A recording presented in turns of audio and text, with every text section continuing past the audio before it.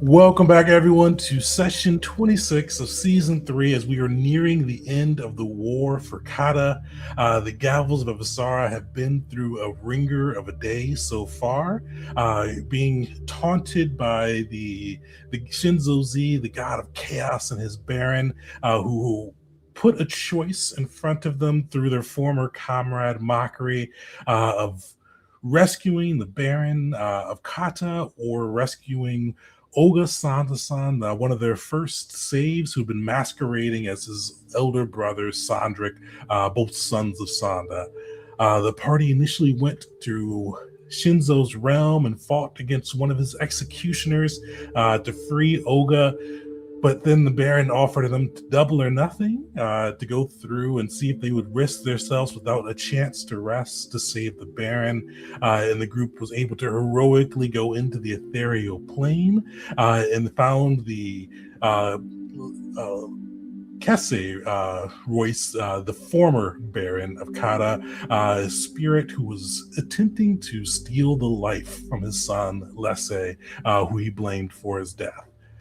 The group fought against him, able to free the current Baron of Kata and bring him out of the ethereal plane, escaping from the former Baron's grasp, but leaving his spirit intact. Unfortunately, though, in the battle, Bear passed away at the Baron's last ferocious assault. But with that, the war had to continue marching on due to the financial difficulties of the Cotton Army.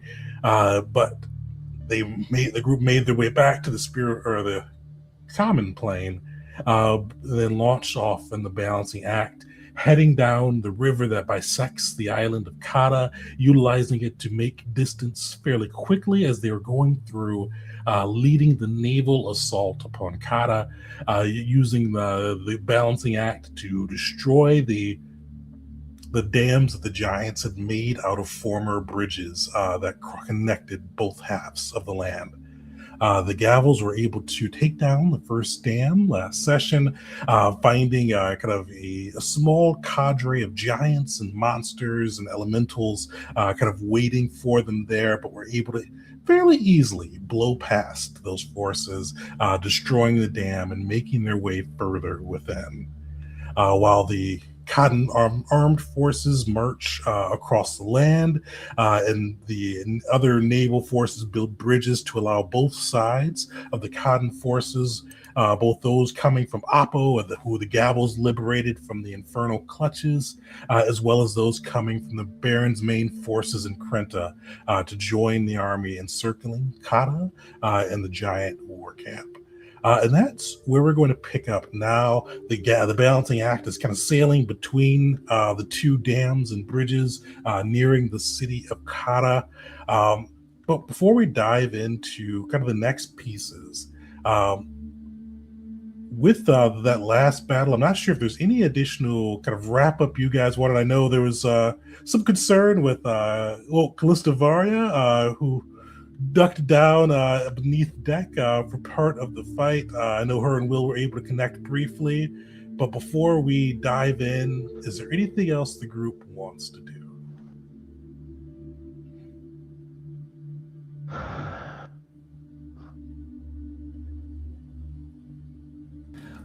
I think Wisteria would want to go over just like what the remaining plans are for the rest of this day.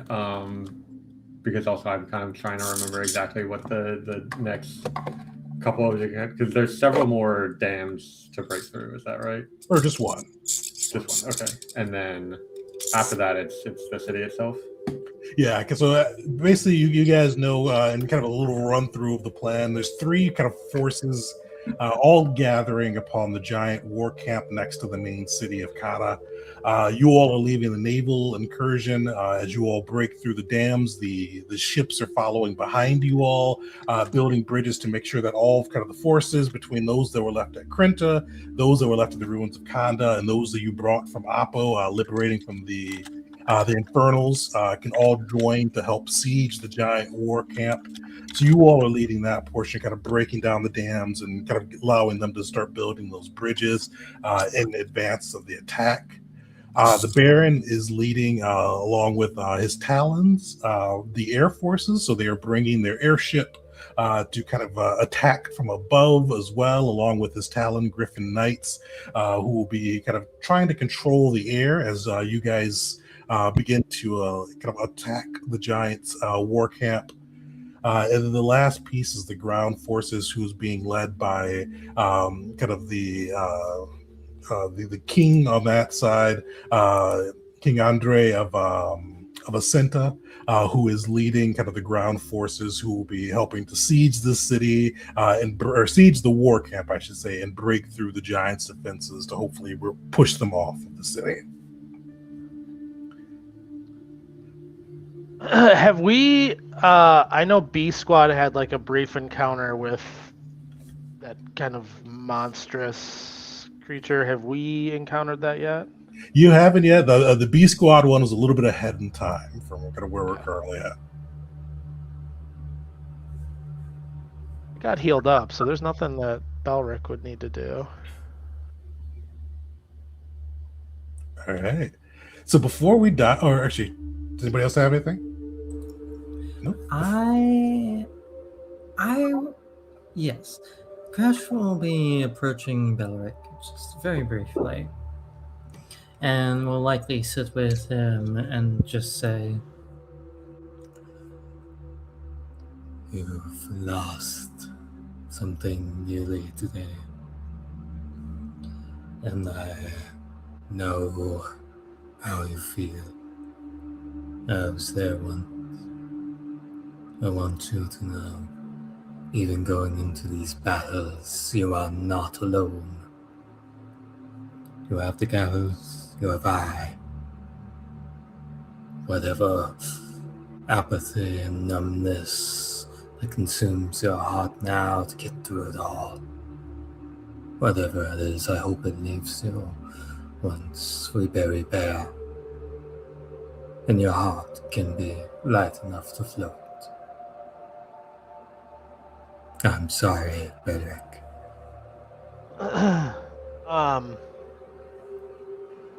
As Crash is saying this, you'll see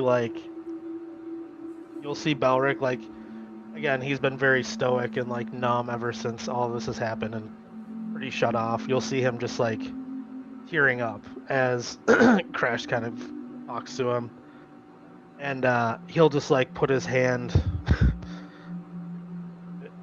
around like on his back and just like give him a pat and be like, I appreciate you, Crash.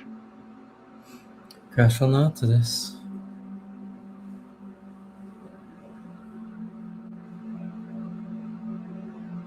Oh, you muted. Forgot I muted myself. You guys are able to spend the hour that we used last time to kind of go through and patch yourselves up as you sail down the next section of the River Kata. Before we dive back in with the gavels, there are other pieces of the plans that were going to be executed almost simultaneously. Along with B Squad sneaking in to save civilians, a couple of other groups infiltrated into the city of Kata, as well as the giant war camp, to try to cause havoc, confusion, and weaken the giants up ahead of the main siege. So with that, we're going to go through and kind of see how each group did on that side, because the three key groups that infiltrated in, the prefects, Ezen and Groshin, both kind of made their way within the giant war camp, utilizing magic to try to imitate giants and hopefully infiltrate their command and cause confusion. The Adamantium Renegades infiltrated in and were trying to find ways to disrupt the giant siege engines and weaken their defenses. And the Myrmidons infiltrated as well and kind of sent to take out as many of the enemy commands as they could. Their captains or their small, kind of like their on the ground leadership, kind of the officer class as they can before being caught. And with that, what we're going to do is we're going to be utilizing the warfare dice for this piece, kind of seeing how each group did. So there's 3 different roles that will be made, kind of opposing the Giants war dice with the Cotton war dice.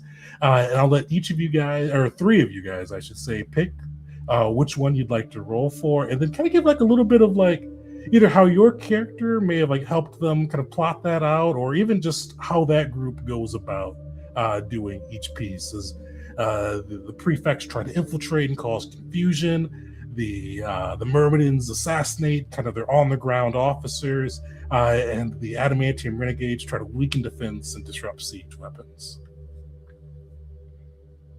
Who wants to go first? Well, fair enough. I think with you not being able to speak too well today, you get a pass. What were the prefects doing? The prefects were kind of utilizing their magic to imitate kind of the giants and their commanders are trying to cause havoc within the city or the war camp itself.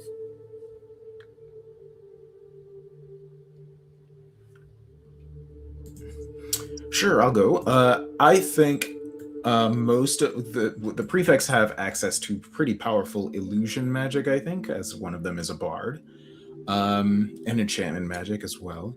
So I'm just imagining them just going in there and just like being disguised as like commanders, perhaps, or even just like using sort of enchantment magic to cause other people to send messages and things like that. But they're just giving conflicting orders. There's like one group that is told that they need to charge at the same time that another side of the same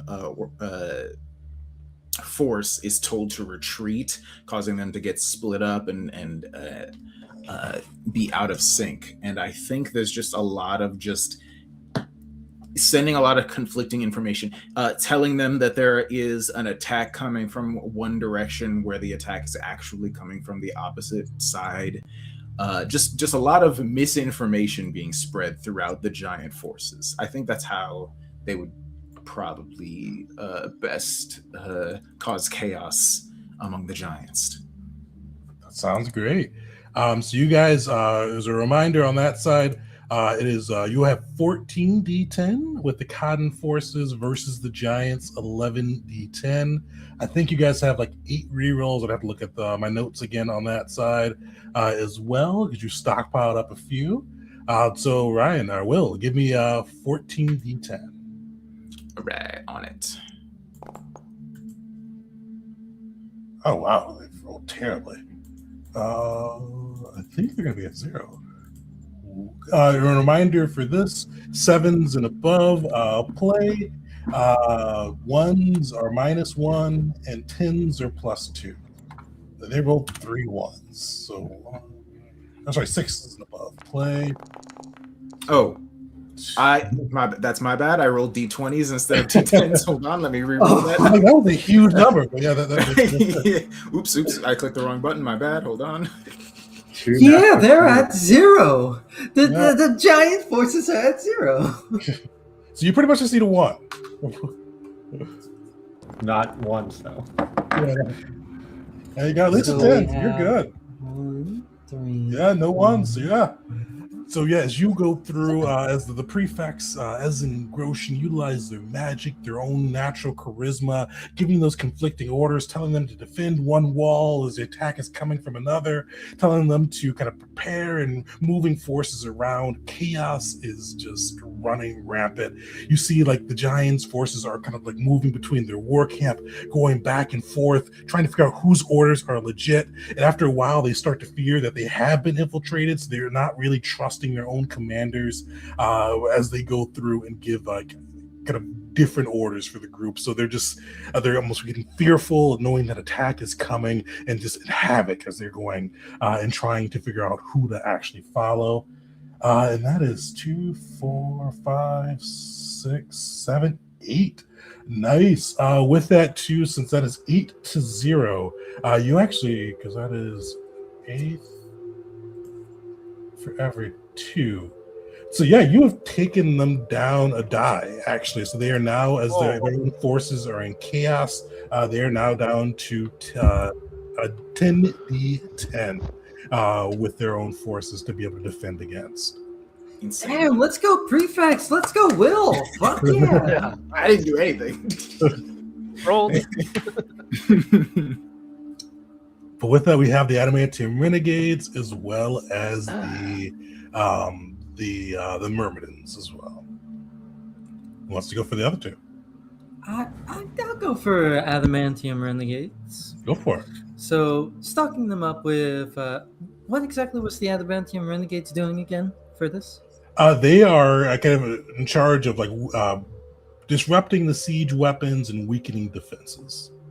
Ah, perfect. Just as I thought. So, Crash basically loads them up on, you guessed it, tons and tons of explosive, gunpowder, and things that go boom. His instructions on the matter, he just looks at them and goes, Light a match, put it on the wick, and run.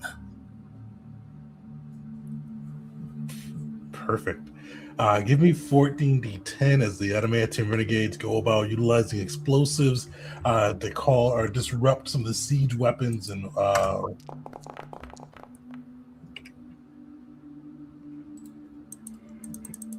damn! Hey, I I like a might lot of need to use ones. some of those rerolls. Holy shit. Yeah, probably. because that's so. Let's count before you have 2, 3, 4, 5. You've got 5 ones. You're at 0 right now. You're at. Yeah, reroll. So, using 5 of those rerolls, right? For those ones? I say go for it. Yep. Okay. Dang, one of them is still a 1, but that's better than nothing. So 1, So- 2, change that background to a. So it's +1 instead of -5. We'll take it. All right. So, did I roll that already?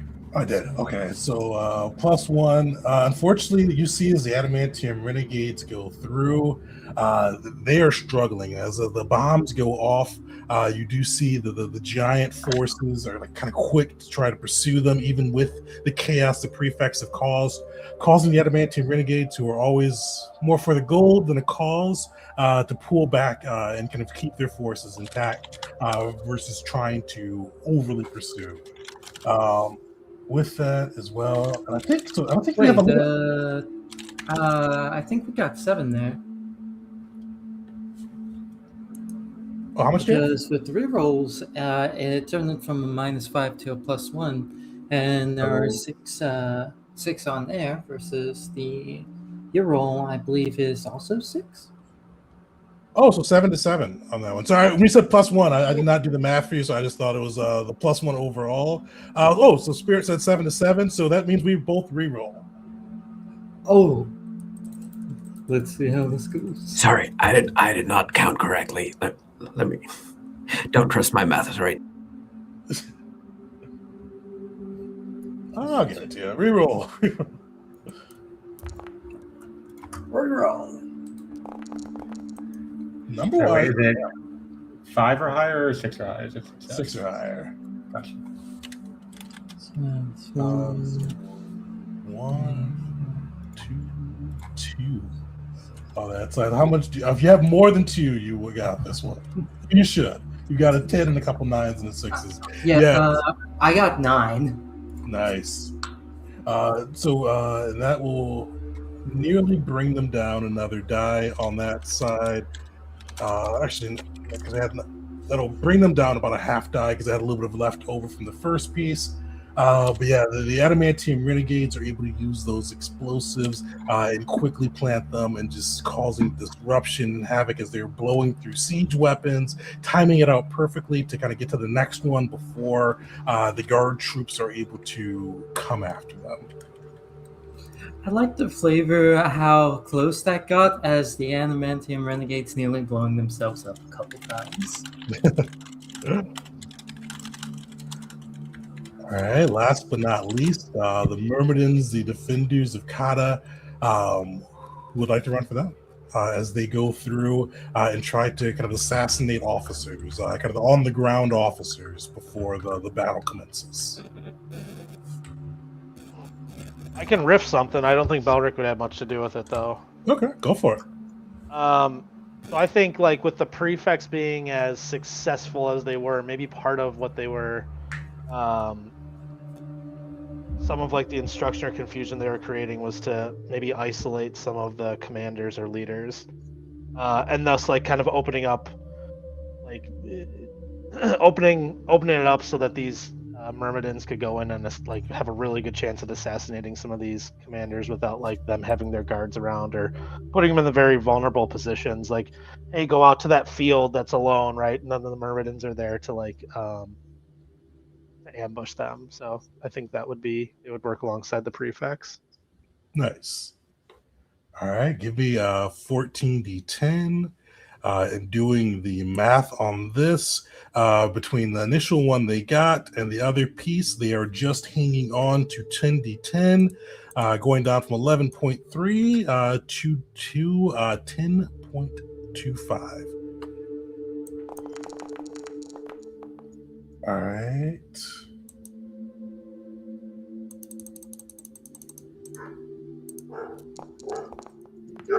I'm rolling ones today. That should be a win. Let's see. That's a 1,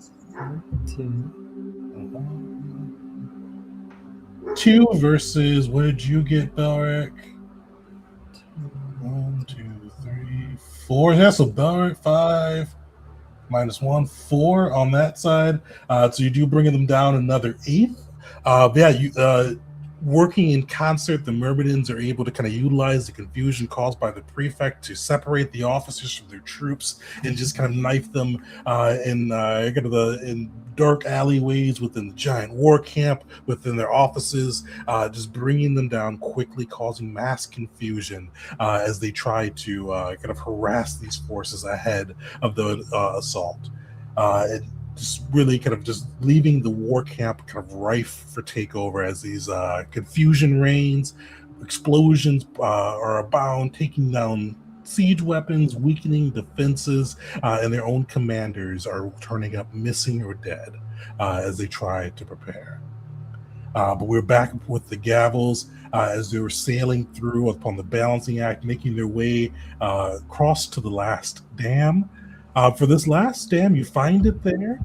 You do see like there's some token defenses on that side. You see no giants, no creatures, but you do see some of the kind of enchanted ballista and catapults around, kind of taking aim as you approach. We're just going to kind of do this theater of mind on this side. No big battle for this piece. And just kind of narrate how do you guys approach and take down this dam. This one, there'll be no need to roll for it. There's not much that's going to prohibit you from getting in. How do you guys handle it?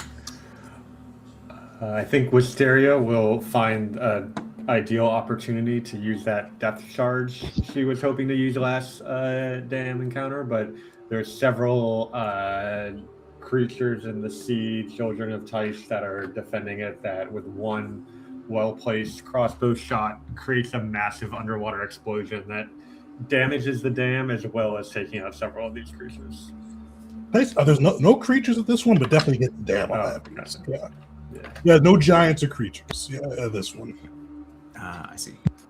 With Crash, he's going to be taking up one of his bigger guns, particularly the one he yanked from Wisteria's room.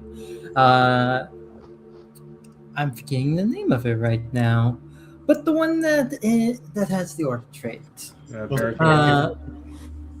Sorry, repeat that? Wasn't the Barricade Buster? Thank you, the Barricade Buster.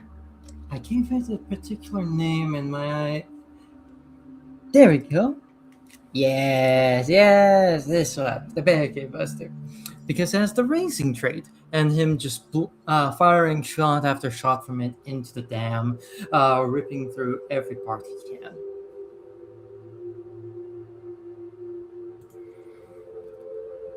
Yeah, I think for this one, Will is just while Wisteria is setting up the depth charge and stuff, Will's at the helm, just shouting orders at the crew as they fire the cannons and harpoons and whatnot at the place. Yeah, Balric. It sounds like this is being handled with explosives, so Balric would just be on the crow's nest, like just watching around to make sure that there's no like ambushes coming or anything, because it seems too easy. Perfect. As you guys tear into the dam and unleashing depth charges and explosions and ballista, as you rip into this kind of crudely made stone structure, you're able to blow it apart easily. You see a flush of water, but nothing that the balancing act can't handle as the stone begins to crumble through.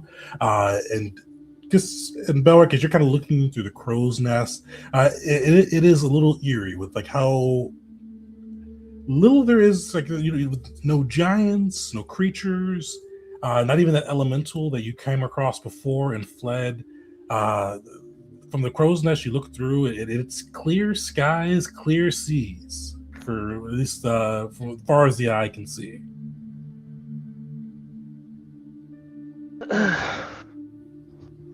Balric would kind of relay his concern maybe to Wisteria, who's captaining the ship, like as she gets back to it. Like, something about this isn't right. That was too easy. Things are going too well. I'll stay in the crow's nest and be vigilant. But we should proceed with caution. Yeah, I mean, giants are known for absolute offensive tactics, so this is quite unusual. This would certainly be a situation where their size and force of strength would be to their advantage, and so the fact that they've decided to use it elsewhere is concerning.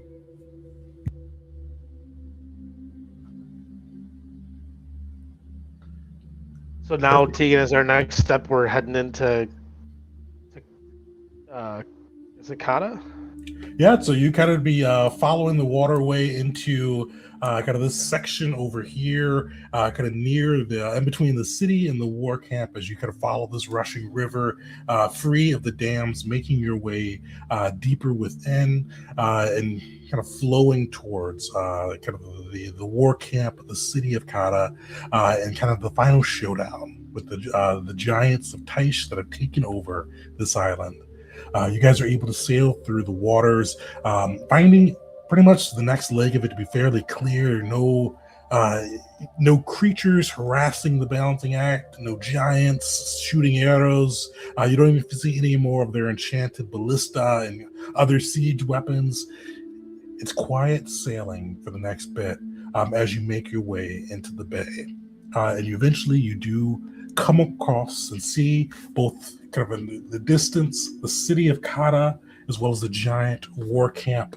You see soldiers begin marching through, Katan soldiers kind of wearing the purple and gold of House Royce and the lands of Kata, with the griffin emblazed upon their shields and armor, all kind of marching towards the island, or marching towards the giant war camp.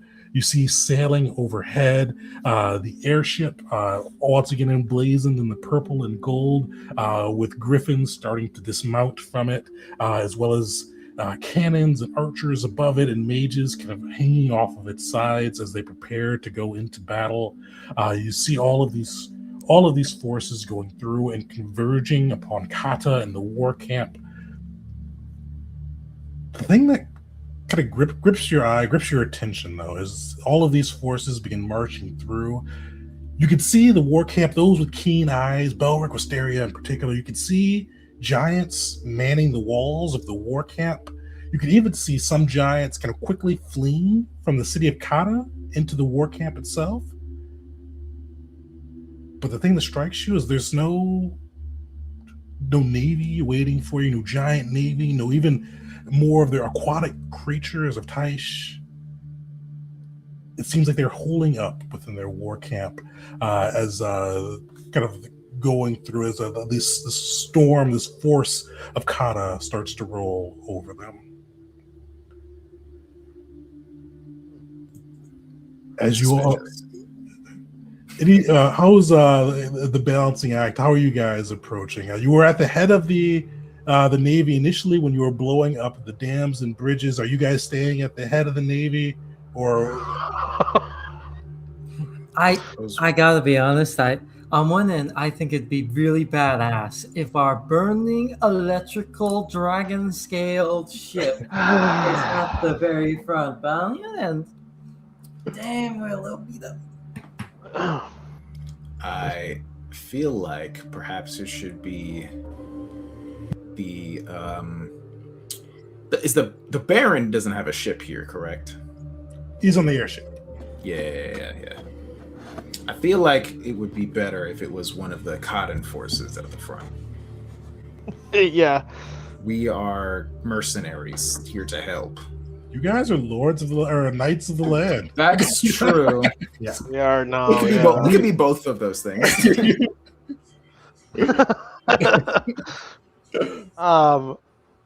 Hey, like Belric, part of this was like, hey, if we're doing all these things, like, we're gonna take some easy fight. So in my mind, like, I think we should kind of sink to the back, especially like, I think the characteristics of like Wisteria, like, I know that we're a brave crew, right? But I think part of it is like, we realize something is off. We don't want to be that first, like, that would be kind of what Belric would be talking to like Wisteria about, or like the team. Like, I think we shouldn't be in front because something's not right here, and we don't want to take the brunt of it. I'll send my Clockwork Falcon to the front. Ooh. Keep our ship back. But I mean, we're just going to land, right? So it's fine. We're just gonna dock our ship and then head towards Kata. So we don't need to. And then we'll walk in, and the Giants will throw a party for us, and we'll all be friends. Welcome. It, Lead from the rear. I like that. as the balancing act begins to kind of slow its rows, kind of hoist its sails to kind of start to slow back and let the other Cotton forces go through, as the kind of the other ships begin to sail ahead, and you start to hear cannons unleash, ballista kind of launched as these ships begin to start bombarding the giant war camp from the sea. For probably a good 12 seconds, you see this going off with this giant war camp. And I should describe the war camp a little bit more depth, because you guys have seen it once, but you saw it months ago when they were still kind of in the process of standing it up. It looks like this war camp has been heavily fortified. You see, like, they using the giants' more natural style of either growth mixed with kind of building in natural elements. You see this giant kind of palisade of thorns and logs and trees all sewn together by vines, as this enormous wall kind of pulsates out from the shadow of the city of Kata. You see within there's a giant, almost tree-like tower that it almost extends above and beyond the wall. You could see kind of both people, giant people, as well as like other monsters. You could see Remorazes, their chimera, and all kind of flying and sulking around kind of beneath the shadow of the giant wall. And you see all of this coming through. But what probably truly catches your eye as that first 12 seconds happens, you see these cannon and ballistae crashing against the giant war camp wall. You almost hear it before you see it. You hear crashing. You hear the sound of breaking buildings and walls and all of this coming from the city of Kata. You hear this cacophony of noises, and you start to see almost this haze kind of start to billow out from the city center. And you see, and you can see like this rumbling increase. Eventually you start to see a head appear, and then you see these tentacles writhing around this head, and then you see the body begin to stand up and slowly rise itself above the city. You see this creature emerge. You've seen giants before. This is beyond what a giant is to a normal humanoid. This is almost exponentially that, as you see this creature with green skin that almost looks like vines, mixed with tentacles of gold and emerald and violet, kind of wreathing around it, just almost seeming to snap at the air as this creature rises. And you see its mouth ringed with fangs and teeth emerge through, and you see a kaiju appear in the city of Kata, crashing through, almost seeming to lash out at the air and city at random as it emerges through. It stops, it starts to march towards the bay. Gavels, what's going through your head?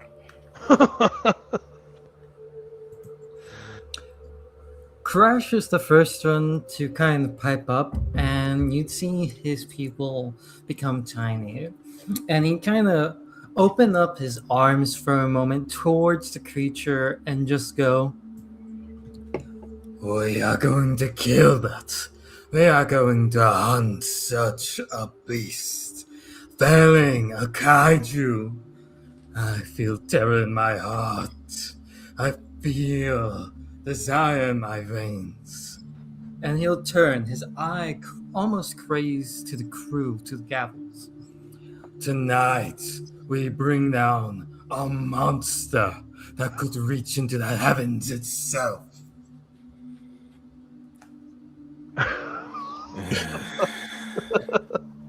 We'll just let's out a deep sigh.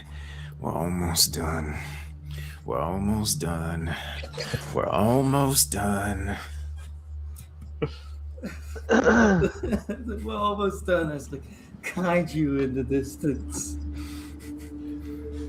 Wisteria is kind of distracted just thinking about like what sort of ecology could create such a creature. Like, what does it eat? How much food does it need to survive? Like, I've never seen anything like that before. And anything so big, like, it breaks down a lot of the typical rules that creatures need to follow in order to sustain themselves. It's got to photosynthesize at least a little, right? Otherwise, where's the biomass coming from? Does it spend centuries conserving energy for brief outbursts like this one and just like treating it like a scientist, not even thinking about the fact that that thing is not on our side right now? Would Wisteria, would that be, would she recall knowledge at that point? I think so, if there's anything that can give us an edge right now. I'll make a roll for that. No, he's a hero point of that. I rolled less than a 10. You rolled a 4. Okay. Well,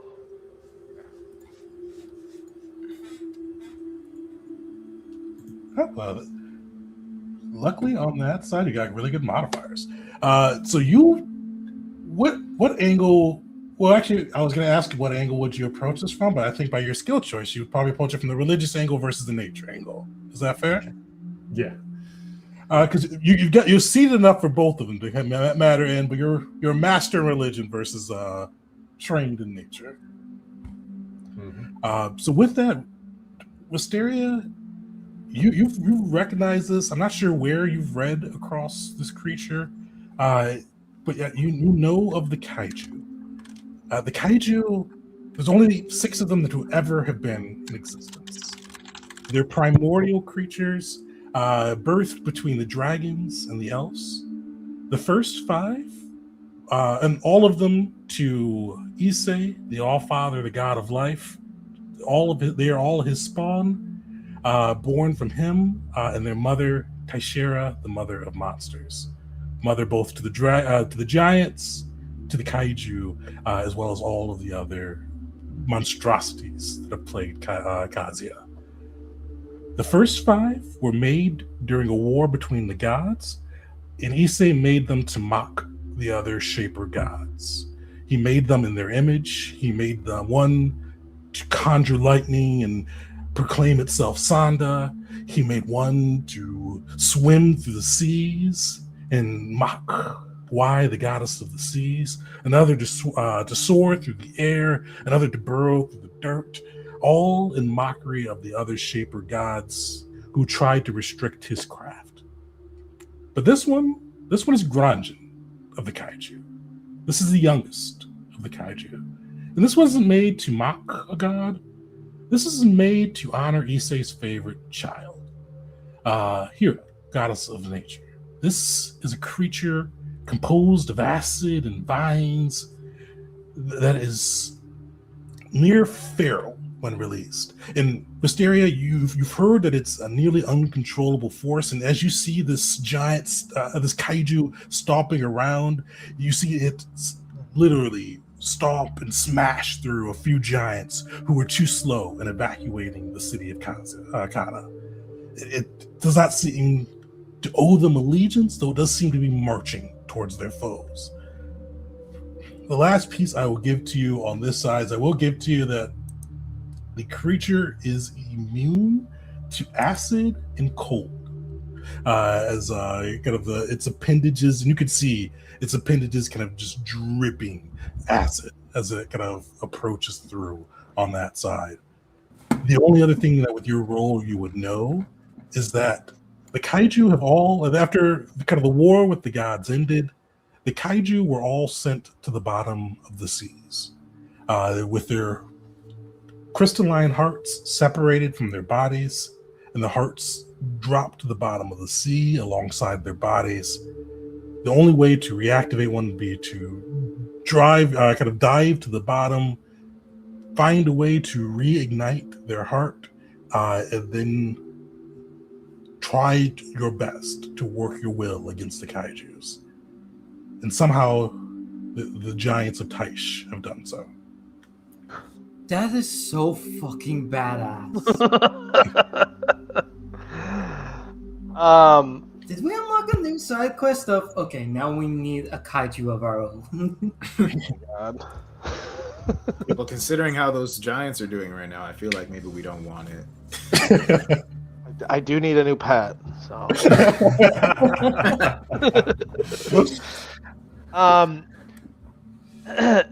Is there any other, so like Belric or Callie, given their allegiance to like Hira, the goddess of nature, would there be, and then like also with Belric being in Fessia, would we be able to do like a nature check to get any additional information if we pass a recall knowledge check?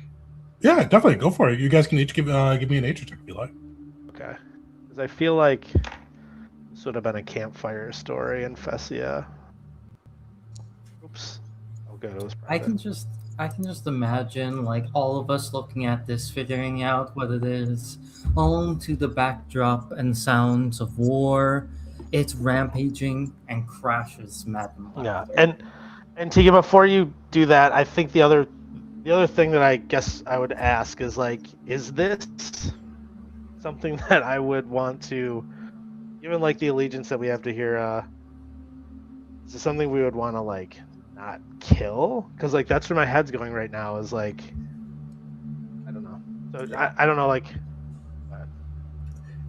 And you, Belric, this is probably this is more a camp story that you liked and probably or that you heard before and probably liked, because you've heard of Gronjin before. This is probably something that the Bruins of Fessia frequently told over like dark campfires and beers. This Gronjin, and to your first question, luckily Hira never cared for Gronjin. She is hit or miss with her father and did not like the imitation of herself. So there's nothing to, you don't think it would be against an edict if you tried to combat this creature. One of the things that you've learned, though, just from kind of the stories on this side, because this isn't the first time since the primordial ages where somebody has tried to bring up one of the kaiju and unleash them. This happened before during the Grove when one, either the mother Taishera herself or someone else, resurrected the kraken, the kaiju of the sea. These creatures are often brought back because they cannot truly die. The best you can do is deactivate their heart and have their body wither until somebody reactivates that heart again. So they are frequently on that side coming back and kind of plaguing once somebody with strong enough will to reactivate the heart and try to set it about their business. With that as well, because you did Very well on that roll. I'll give you another piece on that too. They are weak to fire and force damage.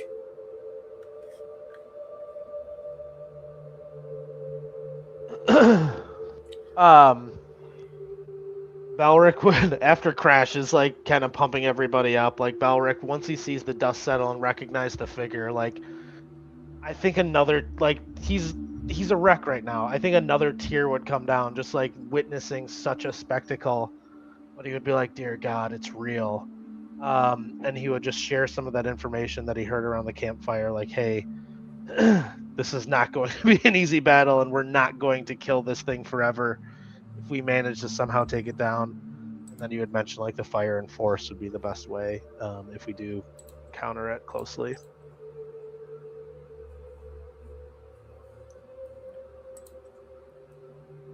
You see this creature as it kind of like stretches and like lets out this bellow. You see, and like, the weird thing with this creature, you see like the tentacles kind of maneuvering through, moving across like this enormous emerald body of like vines streaming through, almost moving like a jungle itself. You see like across its appendages these snapping little like vines that seem to wither through and just like a lash out at the air, just howling and gnashing at anything that comes within the air around the kaiju. And you hear that bellow unleash, and you see it kind of cross both of its arms and then whip them out in a kind of a chaotic arc.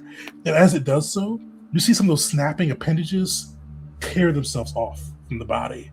You see them hurled through the air, some falling into the city of Kata, plaguing the B Squad, some lashing over the lands and kind of maneuvering through the sand and dirt of the city of Kata, others just sailing the distance and crashing into the waters around kind of the bay near Kata City.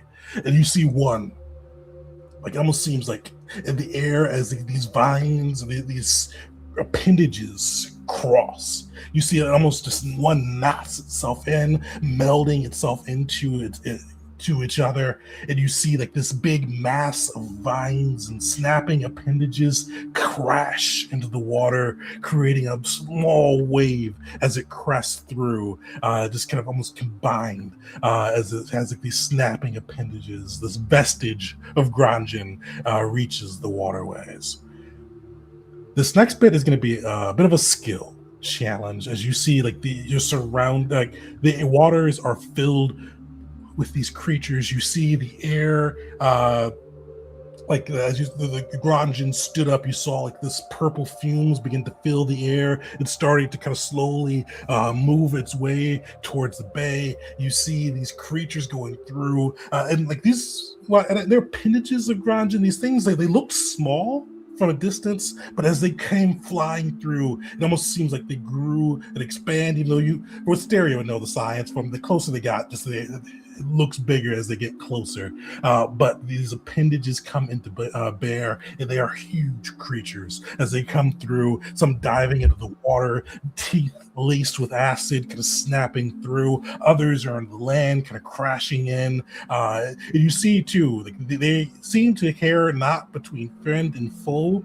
They are attacking everything that is outside the barrier of the war camp.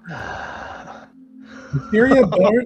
You do notice one thing though, because you guys have very good perception. None of them crossed the barrier of the Giants war camp. None of them have crossed that tree barrier, that wooden kind of palisade wall built in. None of them sailed over it. None of them have tried to go out after Giants manning the wall. They seem to be avoiding that piece. But for everything else, it's all food to them.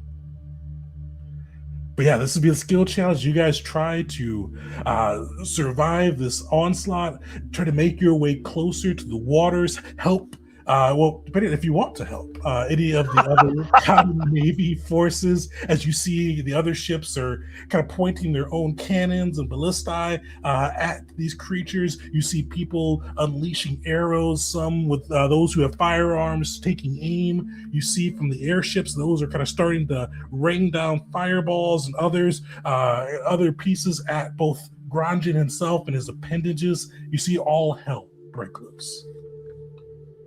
So this would be 5 successes before 3 failures as you guys try to kind of navigate this hellstorm that's been unleashed.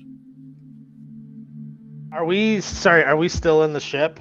You guys are still on the balancing act, kind of near the back of the Cotton Armada. All right, I think I'll go first once more. A bit of a rarity, but Crash is going to take point.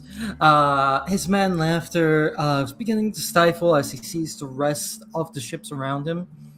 And he's going to be using whatever tool that's available, be it having one of our mages or will use bullhorn on his voice or using an actual horn, just calling out to the other ships and directing that whatever spellcasters, mages, or anything of the like, whatever kind of gunpowder they have, telling them what Belric told him. Fire and force in full force. And I'd like to actually roll Arcana for an attempt of aiding various through directions, magicians, mages, and magistrates. Do you have what's it called? Warfare lore? I do have warfare lore, but it is a decent bit lower. I don't know if that'd be Matt. You're not really doing anything Arcana related with that one. Make your case for Arcana. My thing that came to mind is mages being able to have the easiest access to force, as well as most likely to fire. That's it. How about you do a survival check for that one if that fits? In that case, I probably would want to go with warfare because it's one higher. Okay. We'll go with warfare. Warfare. I will use a hero point. Hero pointed up. Nice. You Wow. commanding kind of those forces, kind of getting everyone to light their arrows on fire, to get their mages to cast force and fire spells.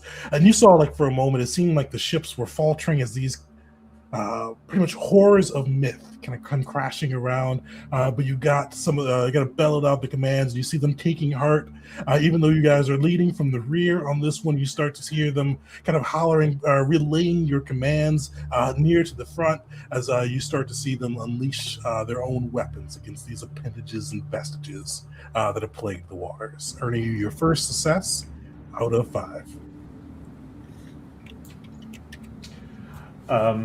Asteria, taking the helm of the balancing act, will try to stay focused and guide the ship away from the onslaught of appendages, and also provide a path for other cotton ships to follow as I use my piloting lore to try to keep us safe from the attacks. Piled it up. I will use a hero point. Nice.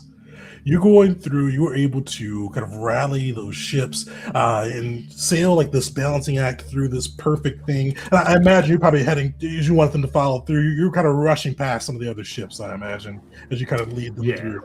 Yeah. Rushing through, setting the sails back up as the balancing act kind of heads towards the floor, and you see other ships kind of rattling in your wake, just kind of hoisting their own sails as they try to follow the path through, clear of these other creatures that are trying to rip into the hull. Earning your second success out of 5.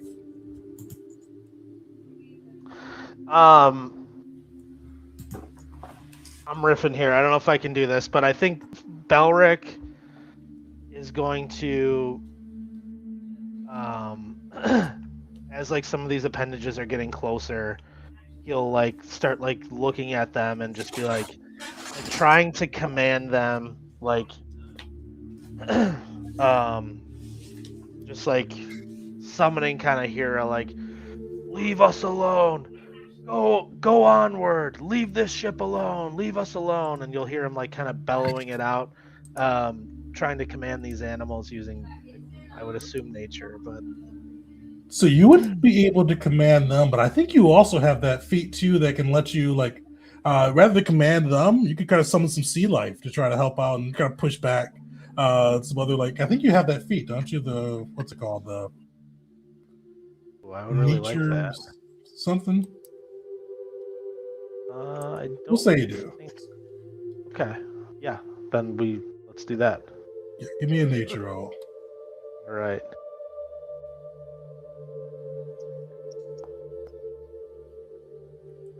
Yeah, you're able to go through it just barely. You see as you try to kind of work some of your druidic magic, calling upon here some of your other creatures, able to see some sharks and other aquatic life pushing through and helping to kind of just be a buffer and help fight back against these appendages and vestiges of Gronjin, the Kaiju.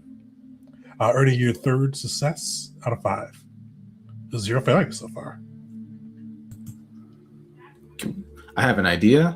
I think that what Will is going to be best, most useful in this scenario for, is reducing the sort of panic among the forces.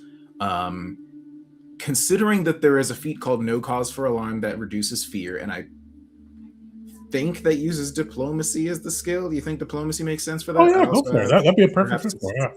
All right, cool. So we are, like you described earlier, how we're weaving our way through the other ships, trying to get closer to the thing.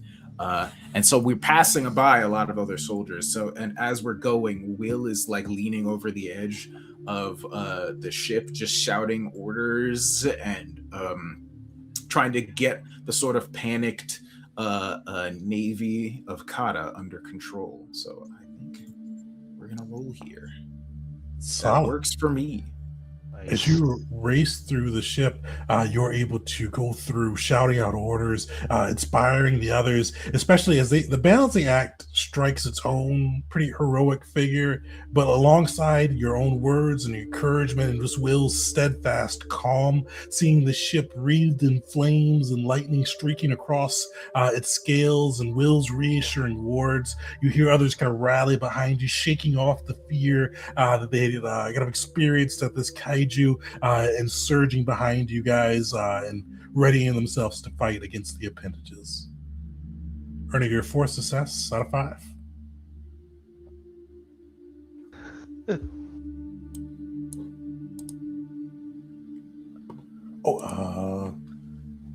Can someone read that out loud? Sorry. Oh yeah, no worries. It's a calendar acting together to load up and aim the harpoon. Vines wrapping around the siege and almost completely covering it. Elisa's the one that fires the harpoon at the appendages she can see. Definitely will be a good one for that. What skill are you thinking there? Athletics or nature, either one. Athletics would be perfect.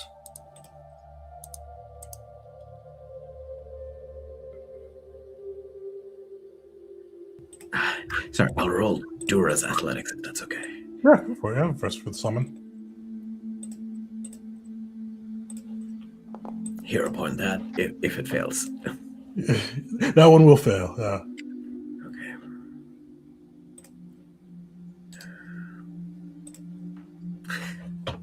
Nice. Your hero points are working well for you guys today. As you for a moment, you see the aim falter, but as one of the vestiges, this swarming mass of vines and tentacles comes through, Dura releases the bolt, Dura grapples and Elisa releases the bolt just at the right time to sink through one of those vestiges and buy some space. As you guys have earned your 5th success out of 5, and you guys are able to kind of start sailing through, making your way towards landfall as the rest of the ships are kind of battling against the kaiju, and some are the appendages and vestiges of the kaiju, and the kaiju itself is stomping through Kata City, heading towards initially the bay. But you see a few things happen as you guys start to clear this path. You do see some of the remaining one of the remaining vestiges and 2 of its appendages start to angle towards the balancing act as you guys get near the landfall, and you see the kaiju for a moment looks like it's going to race towards the kind of the the most land, the southern portion of the bay towards the balancing act and the ships coming through. But you see a few things distract it almost simultaneously.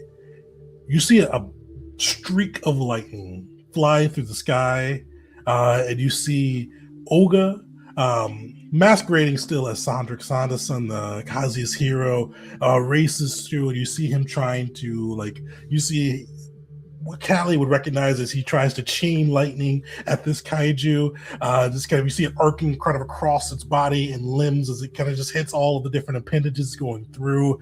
And you see as Olga shows up, Ezen and Gronjin, Ezen and Gresham of the prefects kind of flying up.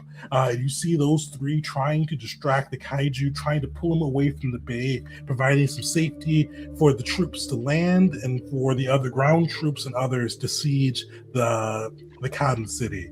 As you do so, though, you see these appendages, the last few that you are going through, racing towards balancing act as you guys try to make your way to the land. What we'll do is basically the goal for this is for you guys to make landfall and destroy the vestige. Let me throw you on the map. We'll probably take a quick break before we dive into that battle. Do I have can I activate a 10-minute effect on our way there? Yeah. I would like to activate my divine wings. I get once per day flight for 10 minutes. Ooh. I'm gonna. Oh, this might be 1 minute. Hold on, let me check. Never mind, that's 1 minute. I'll wait for combat. Hey, there's our tsunami friend. Yeah, you do see the elemental kind of sulking in the water. Hold on, let me. And you guys can place yourselves anywhere on the boat you would like to.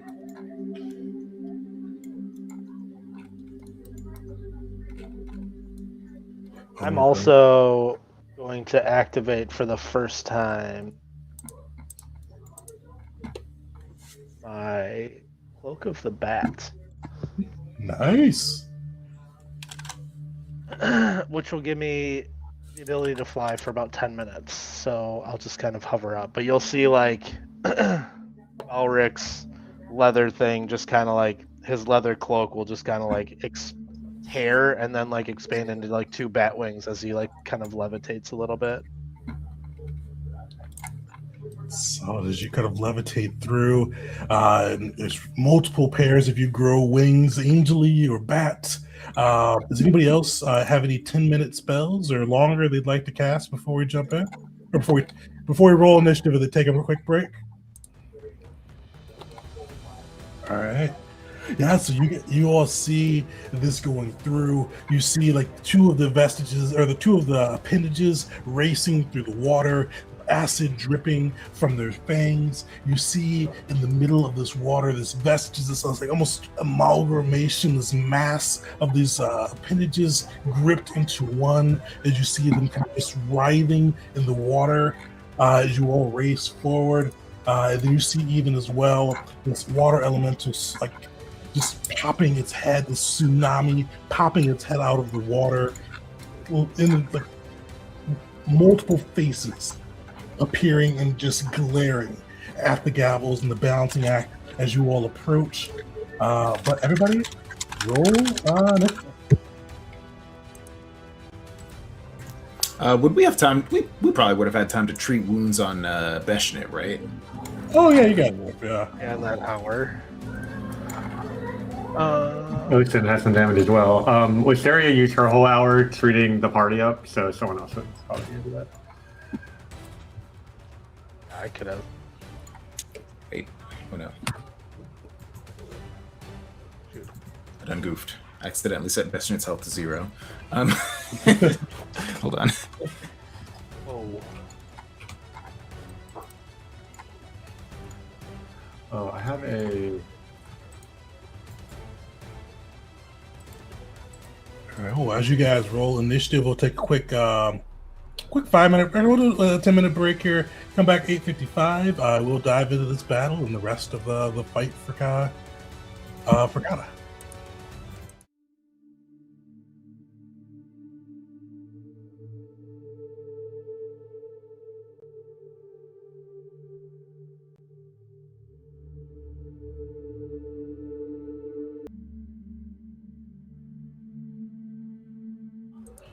All right, welcome back, everyone, to part 2 as our party confronts vestiges and appendages of Gronjin, the Kaiju, this monstrous creature that is currently doing battle with Olga and the prefects. As you guys kind of take a spare moment to look away from the balancing act and the creatures surrounding you, you could see this valiant effort taking place. You see Ezen kind of conjuring through, bringing his magic in, trying his best. Like you see the army of shadows that he summoned before. This 10th level spell or 10th rank spell he busts out, trying to incapacitate the kaiju. Where you see this thing stomp, shattering through the summons in there. You see Gresham kind of just lift his spear and hurl it into the kaiju, sparking with lightning and fire as it goes through the sky. But you see it ping off of the kaiju. But luckily, between them and Olga, and kind of just using all of their abilities and magics and spells and power, they are able to keep that kaiju distracted and kind of moving away from the coast to provide a spot for the group and the other naval forces to dock and land upon the city. And that is where we'll pick up with you guys. You are in the seas, surrounded by this vestige and the tsunami. Belric, you are kicking us off. Belric would be entranced with this kaiju that's out in the distance, just staring at it and being very bewildered, and then he'll just suddenly come to and realize oh, there's all these enemies around him. And as he starts gathering himself, he's gonna look over. Remember, the elemental was pretty disruptive in terms of using some water spells, blizzard spells in the last battle, so he's gonna take aim at the elemental, so he's going to use Hunter's Aim. Hunt Prey. So the first one will be on that elemental. The second one's going to be on the vestige. But he is going to take 2 shots at the elemental for his second action. All right. There's the first, and here is the second. Yikes. Oof. Sorry, go ahead. Yeah, you see the water kind of twisting and whirling around the elemental, making it hard to land a shot. And then for my final action, I'm going to use Warden's Boon on Crash. So I'll say maybe arrows aren't the trick. Maybe bullets and explosives will work. That'll be my turn. All right. Beshnit. Who's running Beshnit today? I've got it. Beshnit is going to do what he does best, wave the standard, looking terrified. But he says, "All right, stay in the fight. Stay in the fight. Stay in the fight." As he is going to use, a big surprise, stay in the fight.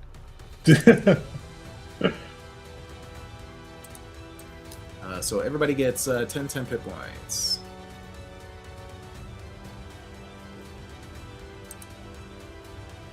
Nice.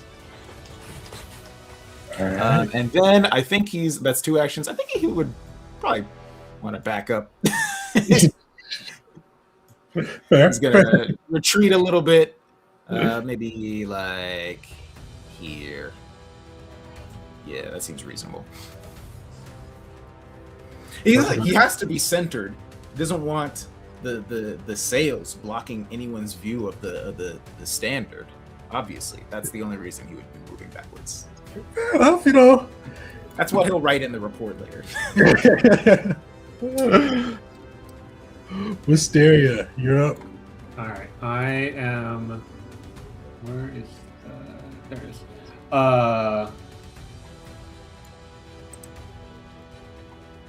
Okay.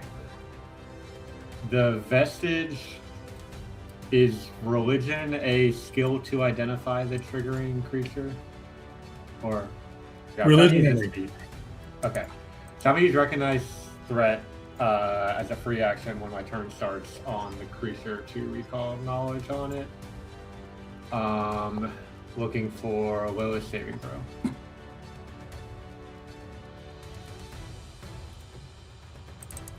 All right, it is not off guard, and you are not able to uncover anything from the vestige.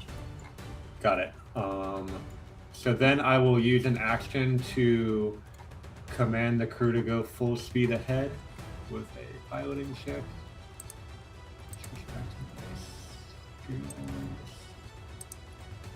Okay. And piloting.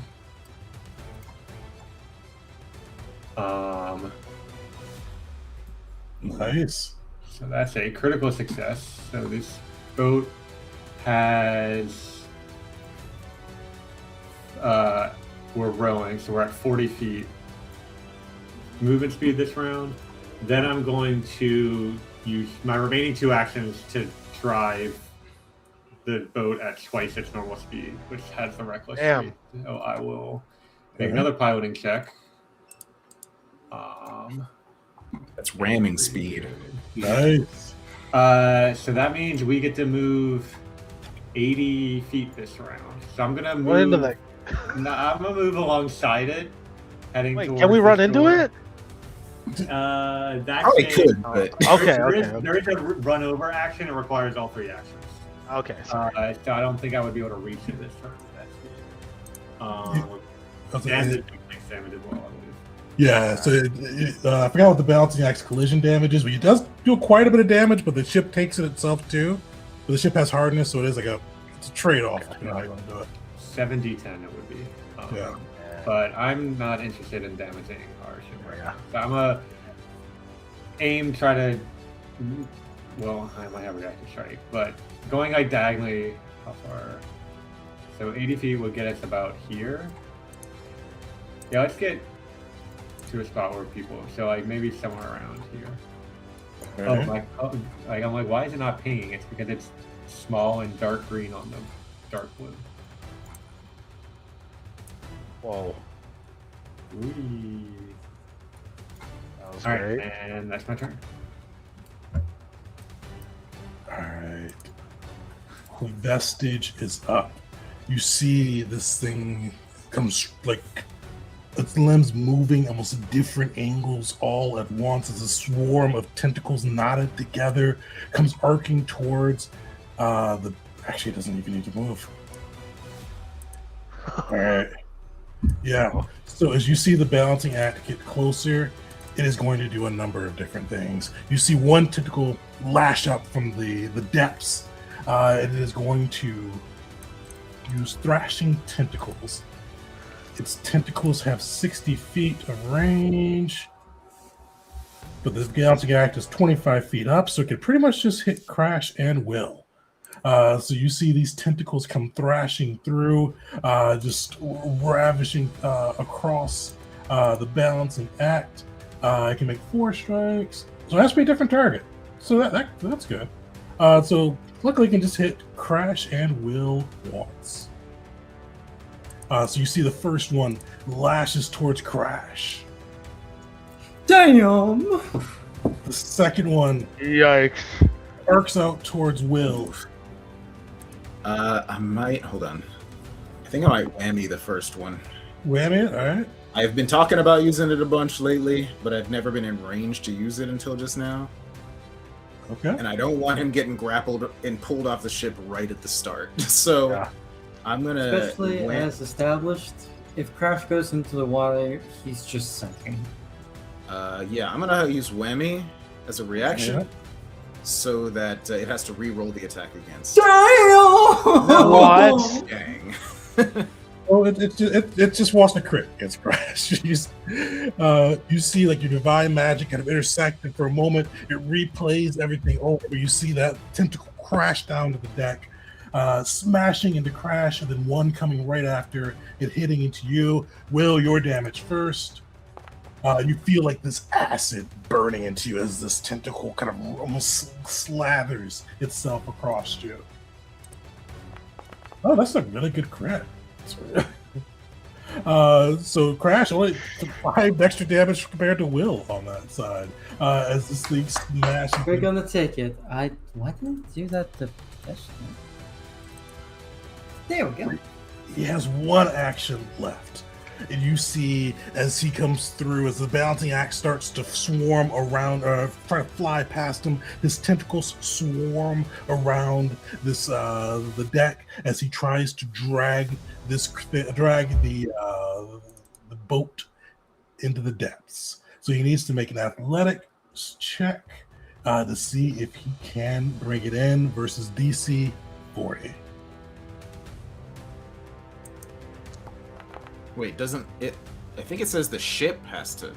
Oh wait, never mind. You're right. So it's grappling the kind of grabbing the ship on that side, and unfortunately, he just succeeds by 1. As you see these tentacles come through and grab the ship, it is unable to move while within its grasp. Wisteria, on your turn, though, you are able to make a piloting check to try to remove it from its grasp as you feel like this thing just tentacles wrapping through, acid burning into the deck as this vestige grabs hold. Can any of us do anything else, like to remove its grasp?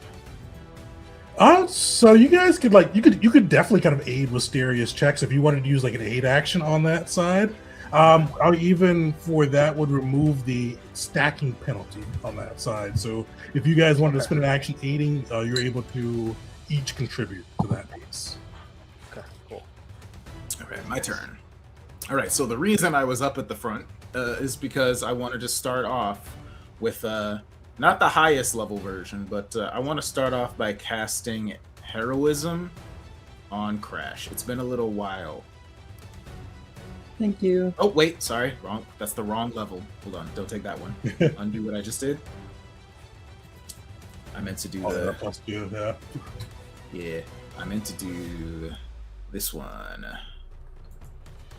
There we go. So you will take this one, because it's been a little while since I gave Crash a serious buff. And then, trying to back away from all the tentacles, Will is gonna fly backward and up a bit. And flying up is difficult terrain, yes? Yep, so difficult terrain. So down is easier terrain too, if you ever have to do that. All right, I think I can only go 5 feet up, but hey, that's fine. I just want to be not thrown around in case the ship starts shaking. That is my 3 actions, and I have made it now. Now I'm in 30 feet. I'm within 30 feet of everybody, so I am ready to do my job. All right, that's the end of Will's turn. All right. You see this appendage snaking through the seas. It has to spend 3 actions. So you see it just snaking through as it tries to get closer to the balancing act. You see it just writhing near the thing, eyes kind of just wild as it looks through. Alright. The tsunami is going to get to bust out a spell I rarely get to use, monsters. You see the tsunami staring at the ship, and you see it just pure anger in its heart from before. You see it like this begin to gesture some of its own water, flinging itself forward as it goes through. And you see this wall of ice beginning to form in front of the balancing act, right behind the vestige of the kaiju. Oh, it doesn't have a little thingy. Oh, that's annoying. Oh, I'm going to put this out there. It is 60 feet long. I don't know why they don't give you like a little 60-foot long thing that they can just put out there versus having to like measure it. This is roughly 60 feet.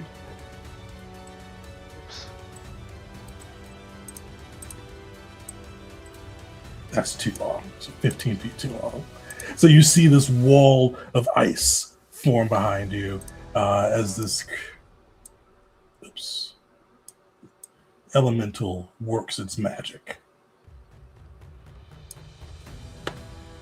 And that is its turn. Ustin is up. Are our harpoons and stuff reloaded? I'm assuming we would have. They are, yeah. So you guys would definitely have been able to reload them prior to kind of sailing on. Nice.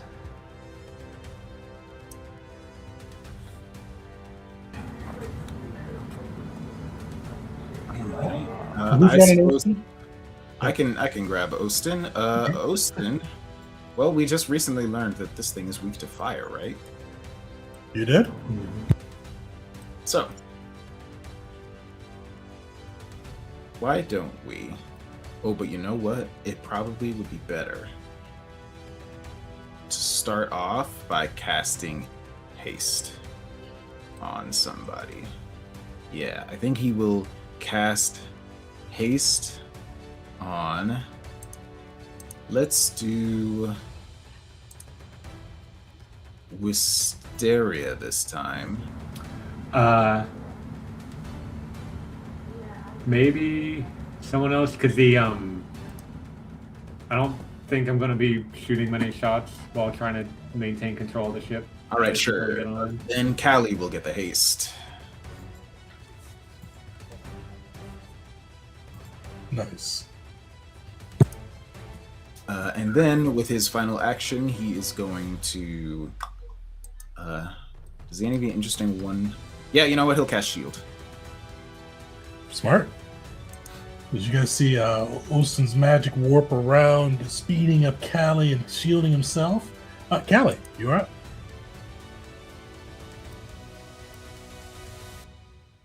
Your attack the vestige to loosen its grasp. You could Attack definitely. So for the Lucid's Grasp, you can kind of use an aid action for that side to kind of aid the piloting check to break free. And for that one, there's no stacking for it. So if anybody wants to aid on that for the piloting, it'll add on to, towards Wisteria's pilot. Okay, so Dura will move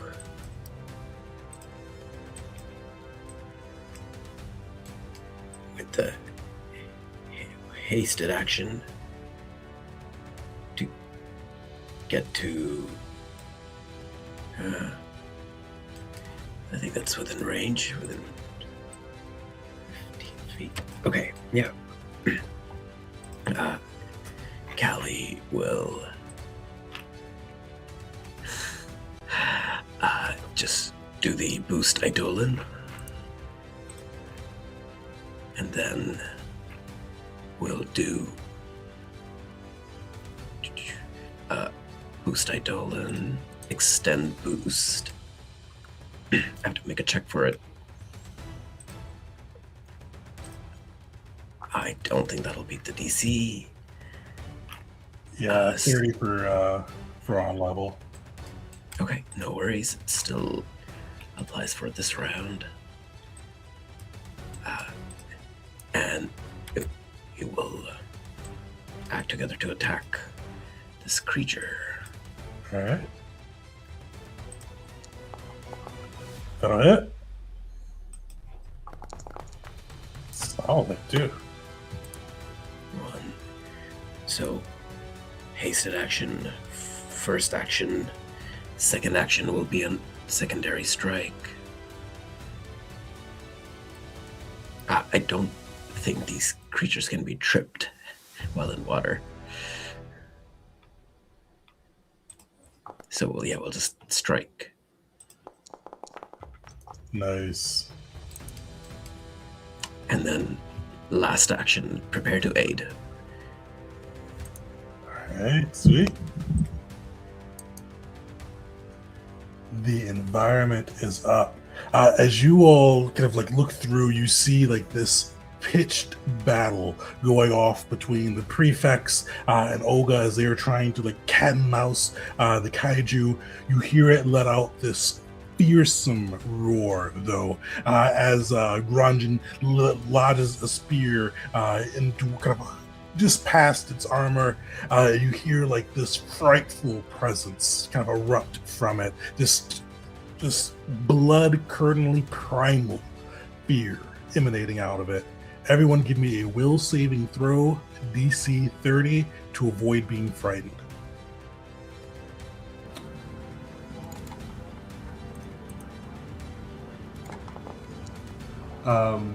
That should give everyone a +1 status bonus Nice. for its aura against frightened.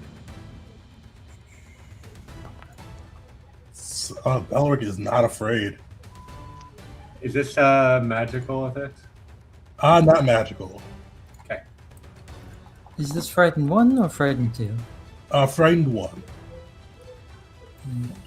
So if you fail, Frightened 1. If anybody does crit fail, which I don't think anybody does, they'll be Frightened 2. But yeah, so Will, Callie, Belric, you guys easily shake off. Belric, your knowledge of this creature hopes you hold kind of in reserve, knowing that this was coming. Wisteria and Callie, you fear a bit of fear grip you as you become frightened as this bellows out. Alright, appendage of Gronjin. Gronjin is up. I think this guy's have to spend his whole actions too. Oh, he actually gets a little bit closer to the positioning. So he is able to spend 2 actions swimming there. And he slowly starts to climb up. You see him inch 10 feet up onto the balancing act. Or 10 feet up the hole of the balancing act. Crash, you are up. That was a bad initiative for Crash. Yeah, I know. So, Crash, the vestige. Is it under the water or is it very visible right now given its tentacles? The vestige, it is visible. So it is, its head is above the water. Pieces of it are below, but you wouldn't have the piercing penalty at the moment. Understood. What about the fire penalty? Enough of it is above water not to suffer that as well. Got it. We're going to use a single action to activate meteor shots, then the next action to fire the obsidian's edge. Let's see. Let's make sure that's all in there. Yes, indeed. Roll. I will use my last hero point on that. Why not? Damn. Frightened. Did have- Unfortunately, the heroism cancel out the frightened. That's just pure roll right there. Oh, yeah. And unfortunately, that was my last meteor shot. For the last action here, it's gonna be as simple as reloading. Wait, no, it didn't expend it for some reason. I'm going to fix that. Yep, Crash will reload. All right. And that's the turn. You see the bolt strike into the water as this creature is just rocking. Belric, you are up.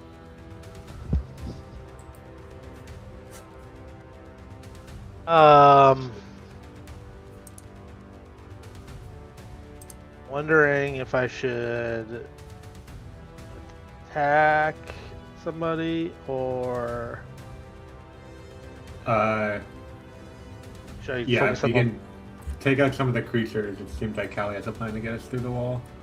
If I can move there on my turn and help escaping from the tentacles. Okay. So I'm going to move my. Okay. I'm gonna take. Actually, sorry, I got that wrong. You're talking about the wall of ice. I can't help with that. I can help with the wooden wall. Okay. So I may focus on the wall of ice with Syria if you want to continue going forward, or should I just attack some creatures? It's your piloting. I'm wondering what would be best.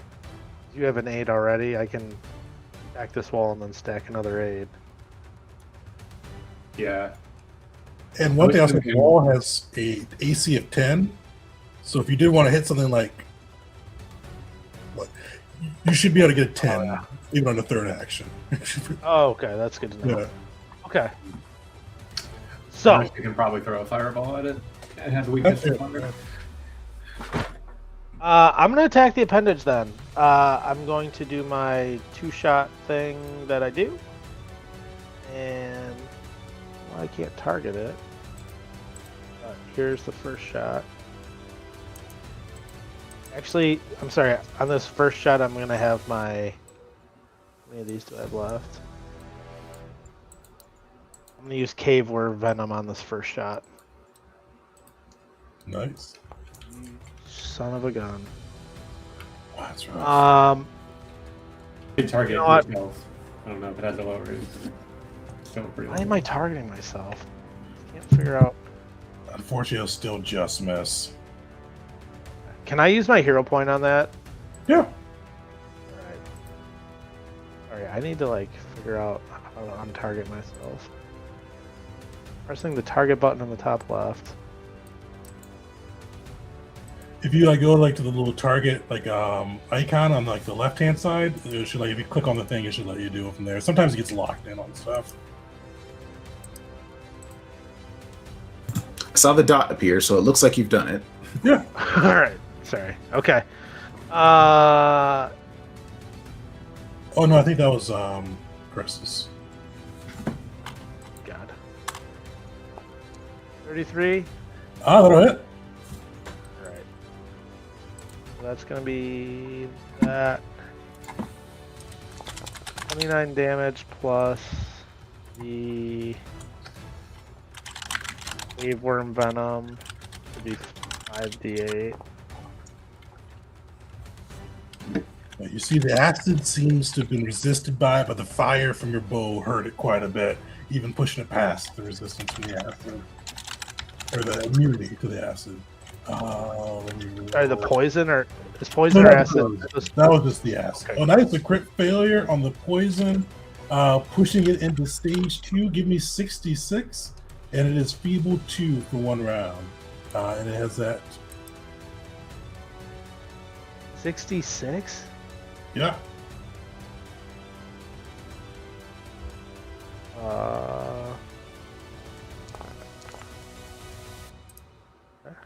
And she's got poison crashing through its veins. It is enfeebled, and will need to make that save again. Because 1 round at the end of the next round. All right. And then this will be my second attack.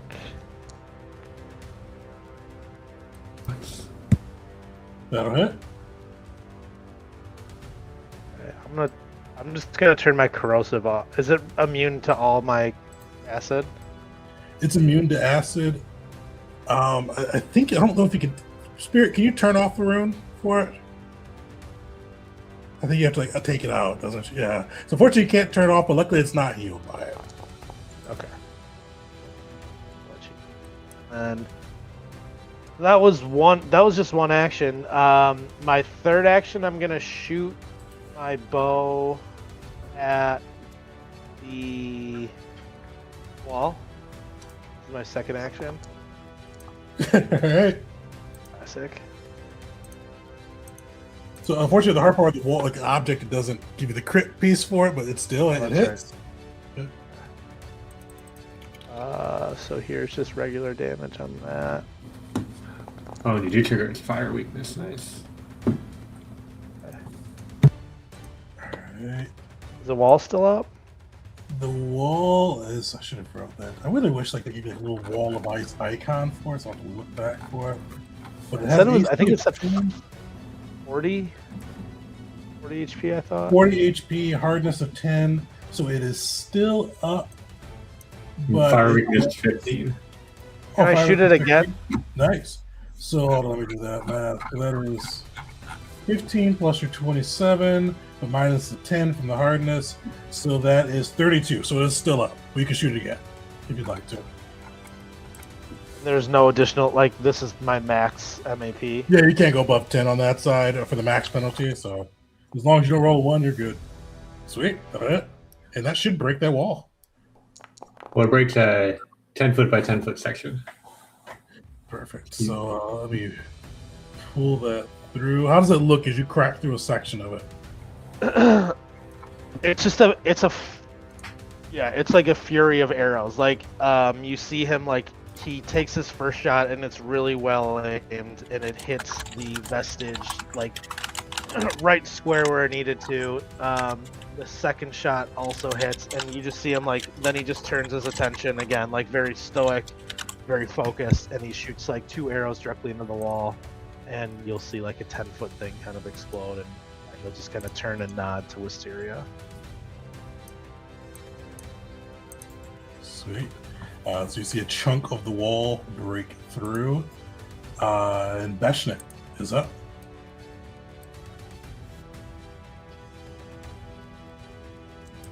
Okay, Beshnit has kind of 2 moves, and we love him for it. So he is going to use. Well, I don't think anyone's taken damage since he used Stay in the Fight, really. So he is just going to. But also, I don't know. Does anybody want to move? I kind of don't think so. I think everybody's where they want to be. And Beshnet is able to shoot the siege weapons. Okay, you have to get there and aim it. But yeah, if you'd want to.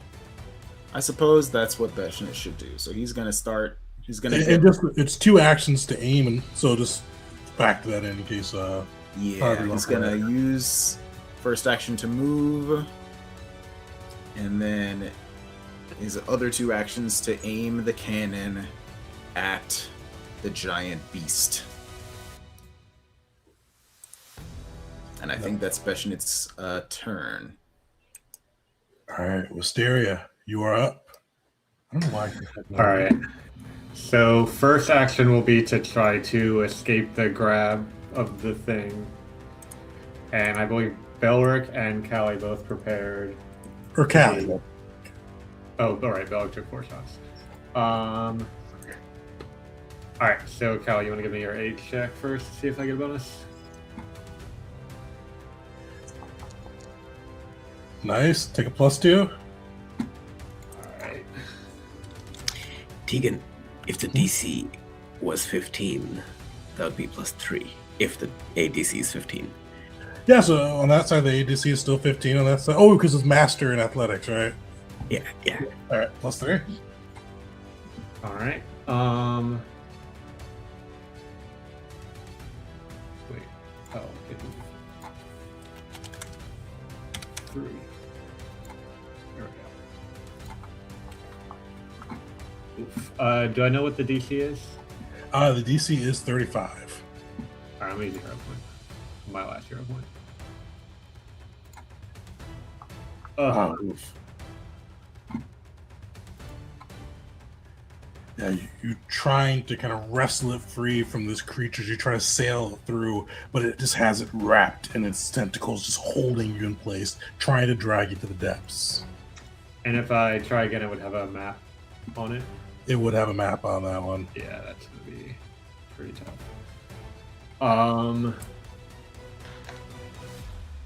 Because if I let go, the ship becomes uncontrolled. But I guess that's not really a problem right now. Oh, but that would put like a penalty on everyone's attacks. Ranged attacks off the ship, yeah. Okay. Actually, all attacks on the ship. I don't think we want to do that. So I can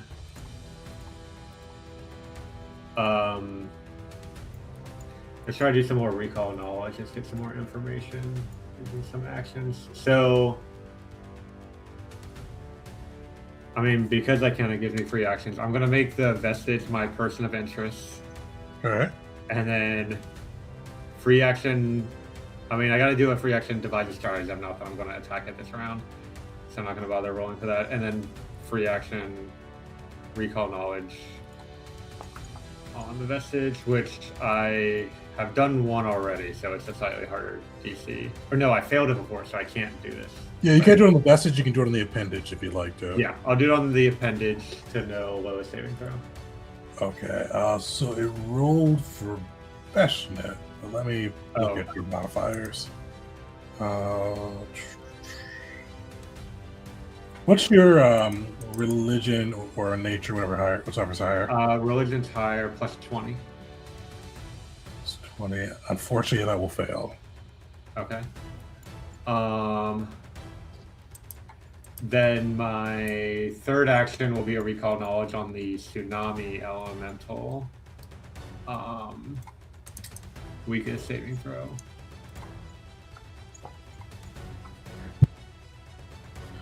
Nice. It is. Don't think you're taking attacks at it, but it is off guard to you. And you said weakest saving throw. That is will. An elemental is not too wise if anybody wants to throw anything in its direction. That'll be my turn. It really wants me to roll that thing. Like, it doesn't come up to. I don't know why it's coming up every turn. The vestige is up.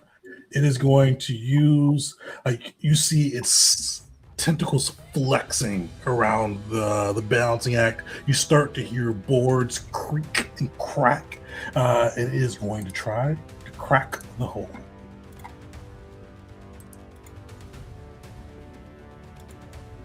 So somebody give me a fortitude save using the balancing act. I can do that.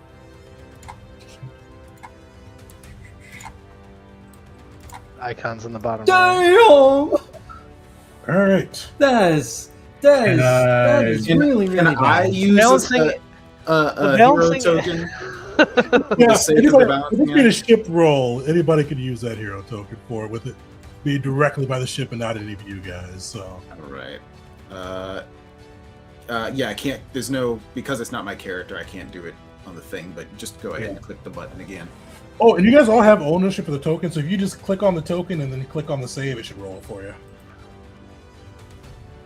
Icons in the bottom right. I did not notice it had a little token down there. Oh yeah, I always throw it on for ship battles just to keep it easy. I usually try to keep it out of the frame so it's not too obnoxious.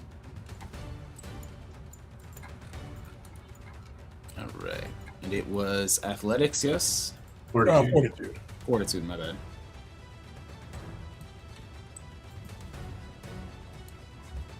That's two now ones in a row from me, by the way. Significantly better. Better, but unfortunately not enough. You feel well better because that would have been a crit fail on a basic save, which would have got nasty. But you see as it goes through this thing creaking and cracking the balancing act as it tries to bore through the hole. Luckily, you guys have reinforced it is very sturdy to damage, but you see this going through. You start to see boards splintering around the area. Everybody give me a reflex saving throw as boards crack and pieces get scattered around. Do we want to use our Shield of Thunder on that potentially? I mean, it's Seems like How often can we use that? this will be the last one for the day. Okay. it's on the ship, right? It has to be So on the it- ship.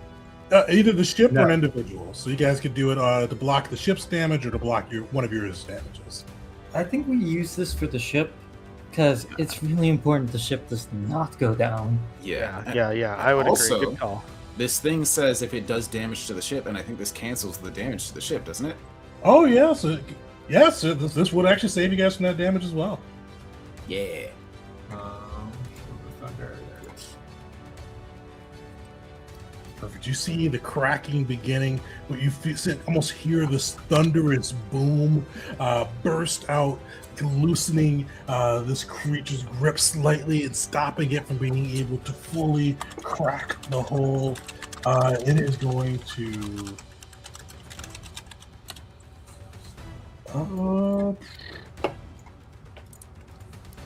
It is going to maintain its grip. Will, you're up. All right. I am going to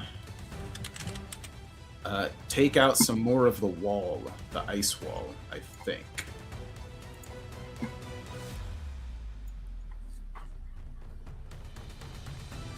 I think that might be the best use of my time.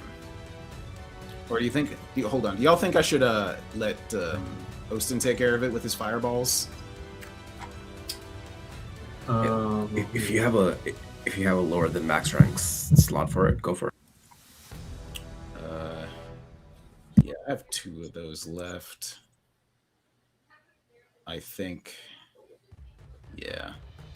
I'm going to use a Divine Immolation. Because I can place it like so.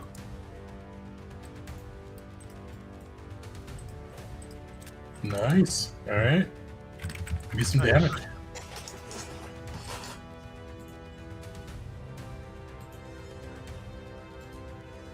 All right. Go. Ooh, very low roll on that damage. Still does 25 to kind of this whole section of wall. Leaving it with 15 HP left. All right, and it also has persistent damage. I don't know if can objects take persistent damage. I don't actually know how that works because it doesn't have a turn. I think objects are immune to persistent damage. Is that right, Spirit? Yeah. Okay. Yeah. So unfortunately, the persistent doesn't go through, but that fire racks the wall, and it is starting to see bits of it melt off and slough into the sea. Mm-hmm. And the creature also has to roll that save. Oh, I didn't see the creatures in the thing. Nice. It'll fail. Hey. You hear it howl out as fire racks across its tentacles. Okay, and then with my last action, I want to do a rallying anthem. So that is, the area is large enough to get everybody. So everybody gets, for 1 round, boost to your AC and saves. Nice. You just all hear the tolling of a bell. Ooh. Nice. As a bell tolls, you see, that's the one. So at the end of its turn, it can actually finally make that fortitude save. It's been harassing me for. This one is going to spend 2 actions climbing the balancing act, getting 20 feet up. And I think he's close enough. He would just be slightly afar for that. So you see he pokes his head over and he is going to spit acid at Callie. I have a very distinct image of how these things move in my head. That being like a cross between a mud skipper and a hagfish. I wish I knew how either of those move, but I wish I Okay, so a mud skipper is like a little frog-eyed fish that literally takes its fins and walks on mud. It just kind of like does a little hop. And a hagfish is basically nature's way of saying, yeah, some things shouldn't exist but continue to for some reason. It's a big old worm that excretes goo. A lot of it. A lot of mucus. And it will wrap knots into itself. The worm is definitely a good one because it is kind of almost snake-like as it moves through, and then exuding like acid and goo as it starts to climb itself aboard the ship, and then spits out damage at poor Callie. It is up 20 feet up, and that is its turn. The tsunami. He's not going to do that again. He is going to do... Well, he's going to do that again. You see him spend 3 of his actions as he brings that freezing rain back down upon the gallows. So you see this cloud emerge as this elemental begins to work its craft. Just water begins to pile up and fall down, just hindering and slowing your motions. Everybody give me that save.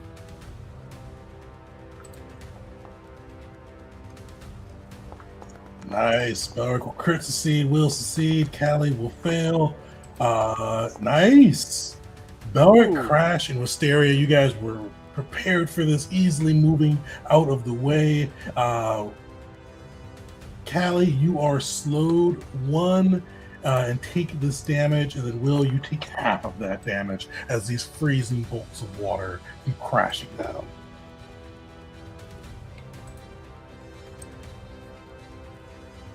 All right. That is its turn. Austin's up.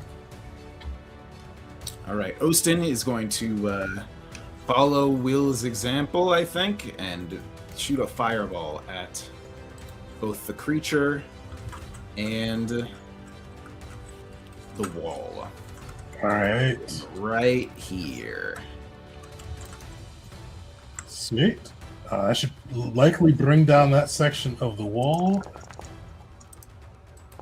The vestige will succeed, taking half damage, but luckily that vulnerability is stacking up for you guys. But you blow through, destroy. How does it look as Osin takes down that last section of wall? Or like that right section of wall, I should say. His fireballs do not come from the sky like Will's do. Will is like a pillar of flame from the sky, but Ostin just throws a tiny little spark that flies in a straight line, and then once it reaches its destination, explodes outward. And then, with his last action, he thinks that perhaps this giant creature is going to keep climbing up the wall, so he's going to do Shillian. Fair. All right, Callie, you're up. Would also appreciate some aids on escaping the tentacles if people have actions to spare. Yeah. The haste and slowed cancel each other out this round. Nice. So I will start moving. We will act together. So 1, 2 as she hops down. 2, 3, 4, 5. I think. Yeah, that's all she has. Dura will act together to smack the creature. Dura's been attacking. Oh, whatever. And then I will. You know what? Yeah, we'll just keep moving. 1, 2, 3, 4, 5 up here. And then last action, Dura will prepare to aid. All right. So as you all kind of just spare the briefest of glances looking at this battle between the Olga, the prefects, and you even see the airship begin to join it, pelting it with fireballs and cannons. You see as a bolt, kind of a particularly vicious barrage hits this kaiju. You see it like roar, like lean back and just almost vomit out this spray. And for a moment, it looks like it is just liquid, but you see it is vomiting out like this. Is it grubs? Is it eels? Is it acid? But you see as it vomits through, these creatures begin to fly through the air, some landing on the kind of the dirt and sand, some landing in the water and drowning themselves, but 2 of them do land upon the balancing act. Don't look formidable, but they do secrete quite a bit of acid as they land upon the balancing act. Let me throw them on ship. Where'd my eels go?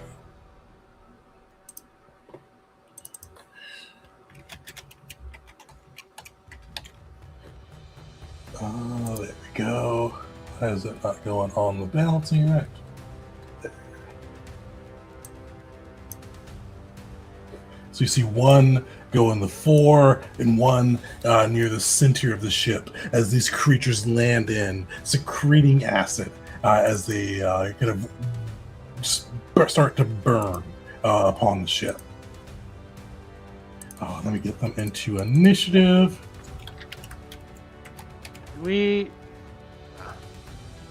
Yeah, you guys. These creatures don't look like they are. They're definitely not fighters. They just look like they secrete quite a bit of acid that you'd probably want to get off the deck of your ship.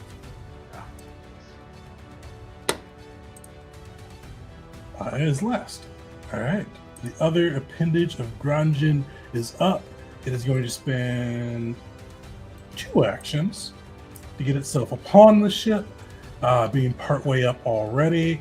You see kind of hanging partially off the ship. And it's going to pick on a host. You see it stare down at our sorcerer, and you see its jaws open up. You don't see any teeth in its maw. You just see dripping acid as this creature opens its jaws, and it is going to. Oh, Oh no. Well, the shield might prevent some of it. And I'm rolling for you guys very good crit damage, but for him very bad crit damage. That's only 32. As he goes through, bites into Ostin. But as the B Squad players remember, this thing is a little bit nasty. It is going to try to grab him. Mm-hmm. Hold on, sorry. I'm actually not sure how to use shield in Foundry. Somebody help me out, maybe. So do you have it on? So if you cast shield, pull it onto his sheet, like there's a little shield thing. Okay. That comes on, and then you should be able to just hit shield block and it'll do it. Let me try.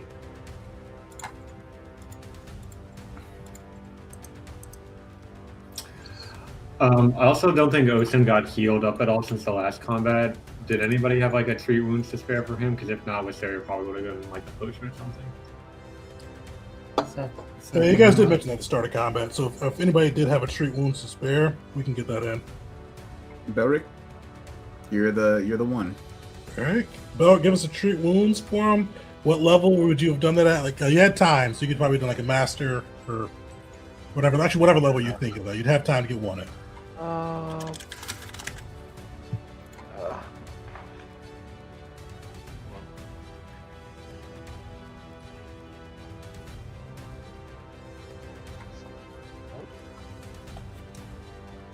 Wounds.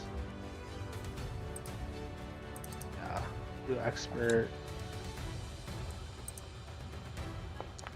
And if you would have spent the full hour on him, it would double the healing. Yeah. I don't know. Yeah, I could have done that. Because I was getting healed by you, so. Give Olsen 56 healing. The creature is going to try to fast swallow him as he kind of grabs him in his maw and is trying to choke him down.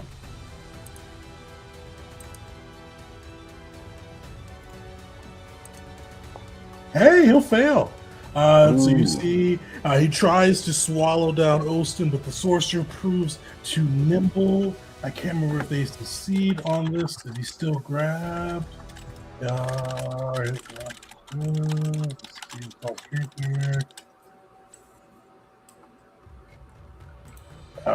So I don't think it breaks the grab, unfortunately, but luckily he is not swallowed anymore. Or he's not swallowed, I should say. That is the monster's turn. Crash, you are up. I cast Fireball. Yes! So I will activate Trick Magic Item. And let's see here. I'll be using that to activate my Flaming Star Greater in order to cast Fireball. Perfect. And while you do that, Belric, post your poison. I forgot to roll it for the creature initially, but it failed its save, so it will go down a tier, and then whatever happens at that tier happens.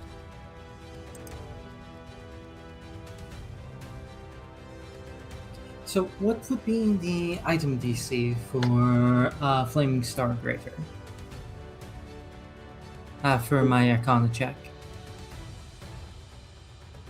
What is that? So the What item would you see, be and you're the- casting it out. What are you casting it at?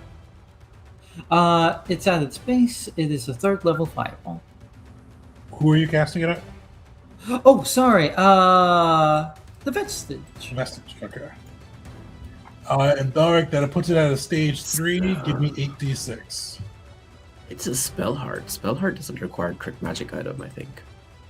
Wait, He'll it doesn't? fail. Damn. It's a magical item with spells attached to it. I assumed it did. Yeah, I think it does require trick magic item for the spell arts. If you can't cast on your own. Yeah. Sweet. So yeah, you're able to get it through, and then give us some damage. And he failed that, surprisingly. Hell yeah. Rolled a natural one. Yeah. So let me get the damage. 24. Nice. How's that look? So Crash will take this sword he's been carrying for a while, place his hand upon the handprint on his own chest, and will take the obsidian's edge and point it and just bellow out, Whatever power that gnaws imbuedness, strike this thing down. and he's surprised to see a fireball just whiz out and blast this thing. And look at the blade like, I tried to give this away. And I add that extra 10 to it because you didn't have it typed as fire, so that's 58 damage. It did. Nice. hell yeah! It is And looking that will be really Crash's good. turn. Alright. The acid eels are up. You see these creatures begin to squirm against the deck, just secreting acid around them.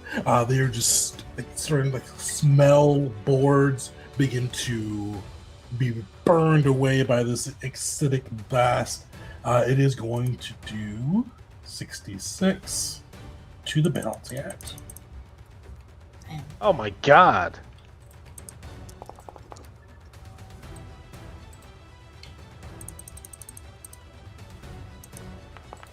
So you see these slugs burning into it. Luckily, the hardness applies to the balancing. Let me just do damage from this. So luckily, the hardness brings the first one down to 10 and the second one down to 6 as these slugs are burning in. Would we know if we shoot and kill them if they would just like continue to do damage, or do they need to be off the ship? So if you kill them on that side, they will no longer be able to secrete their acid and have to stop doing damage.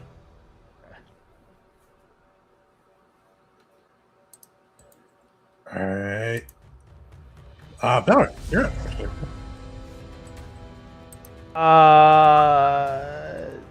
I'm gonna continue going into our buddy.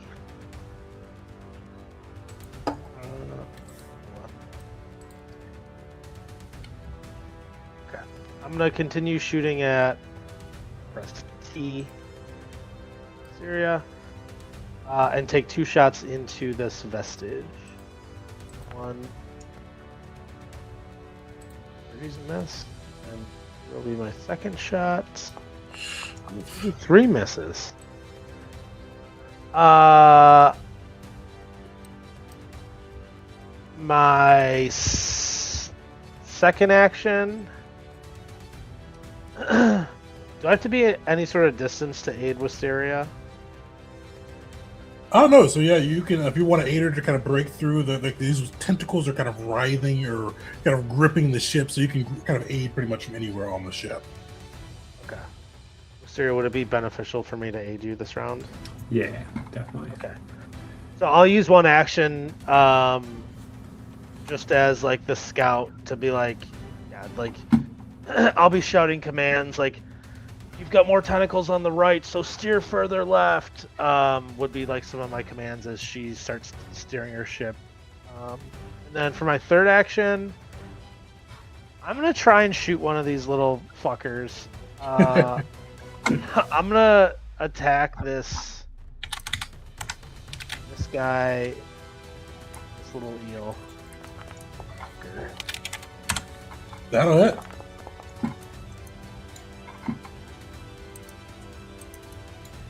Alright, let's see how some damage goes. It is a Like you skewer that thing to the ground. It is barely alive. God bless it. That's my turn. All right. Beshnit is up. Beshnit. Now people are starting to take some damage. So Ashnik could also aim and shoot like that. Where is He already aimed it, I think, didn't he? Yeah. he did aim it before, actually. Yeah. So actually, he'd be better off firing the cannon at the creature, I think. Yeah, because So- creature hasn't moved, so you're good. Yeah. I am going to pull up the balancing axe to launch. The one at the front, sorry, is the ballista? Or The harpoon cannon. Alright, harpoon. So, Beshnit uses an action to launch the ballista. Oh wait, you just said harpoon. You just said harpoon. My bad. I didn't realize you said the different thing though, which is probably worse on my part. I misclicked. But It will succeed, but still does half damage on it. alright, so it's the second one. Oh wait, I'm rolling that. What am I doing? There we go. You see that harpoon doesn't quite lodge into its skin, but it does cut across the vestige. And the vestige is now it is now bloodied. All right, cool. And then Beshin is going to use his other two actions to make sure that everyone stays in the fight. Everybody, don't forget to add it to yourself. If you don't already have it, if it has fallen off of you. The 10 temp stamina makes a difference.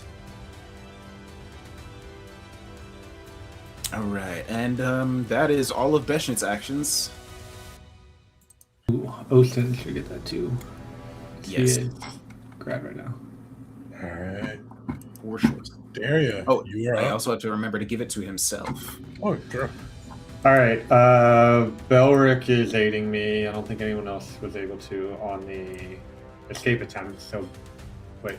Or Hey, oh, I'm sorry. here. Right. Yeah, Callie did. So yeah, Callie and not Beshnit, Belric. Say how you're aiding Wisteria and breaking free, and give me a roll.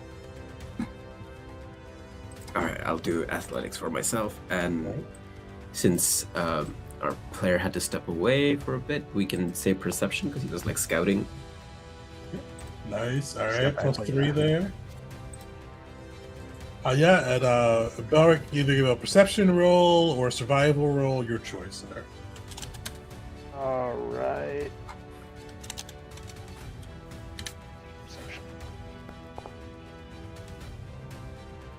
Okay, that's still enough. Can I use my hero point? I have 1 hero point left. You I don't would need use to go for it. Yeah, because Oh, luckily okay, you're cool. mastering perception, and Oh. the 8 DC is only 15 for this.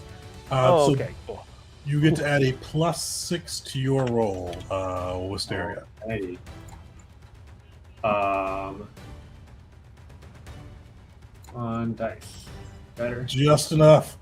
You're able to kind of wrest the ship free, breaking free from the tentacles. Begin getting the ship in motion again, if you'd like. All right. I am going to do a 2-action drive to try to move. Well, how far do I need to move, actually? 35 feet. Okay, we'll do the safer move action then, which is 1 action to full speed ahead. So we do the piloting check for that.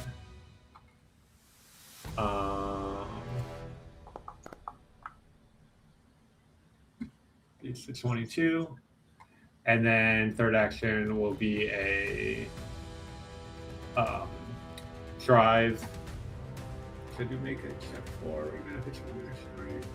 Yeah, there's no chance. I only get on control, not crit failure. It's the advantage of breaking this one.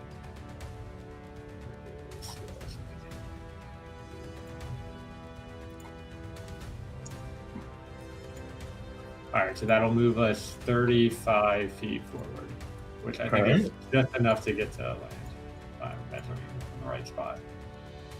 And you do have just enough space to get through.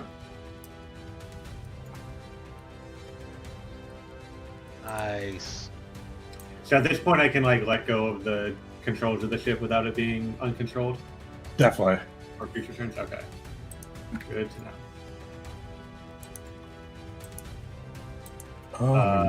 So those are my 3 actions.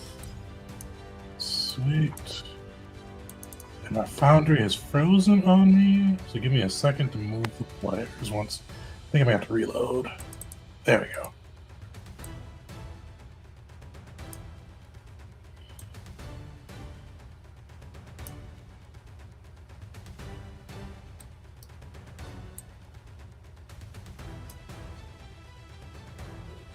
Alright.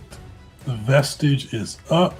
It is no longer grappling anything. It is just going to go hard. Alright.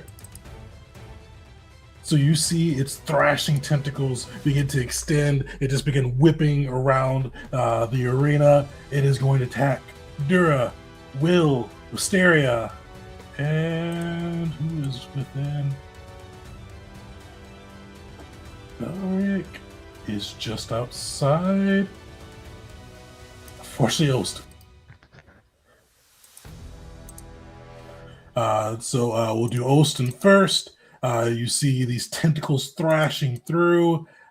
Smacks Ostin with the first one. Smacks Wisteria with the second.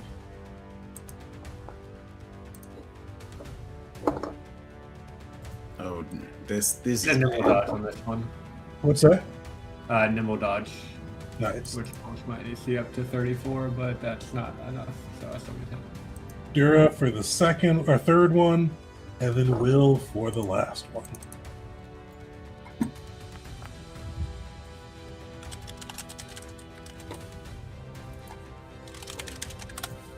Alright, so let me see. I can see how those went. So go from top to bottom. Oh, it didn't target Ostin. So Ostin, fortunately that'll be a crit. Smashes into poor Ostin, just ripping through him.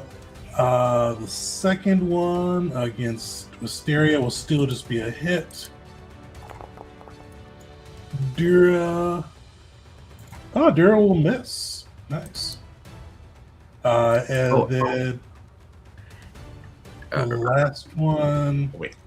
Oh, the last Brian one I did, targeted itself, but I think that'll get a crit against you, Will, right? 45. Yes. Okay. Was Rallying Anthem up? I think Rallying Anthem should have run out by now. Okay, in that case, Dura does get hit. It's missed by Oh, one. okay. Oh, is it just a round? Yeah. Yes, one round. Oh wait, no, I was thinking of that's insane. In a fight.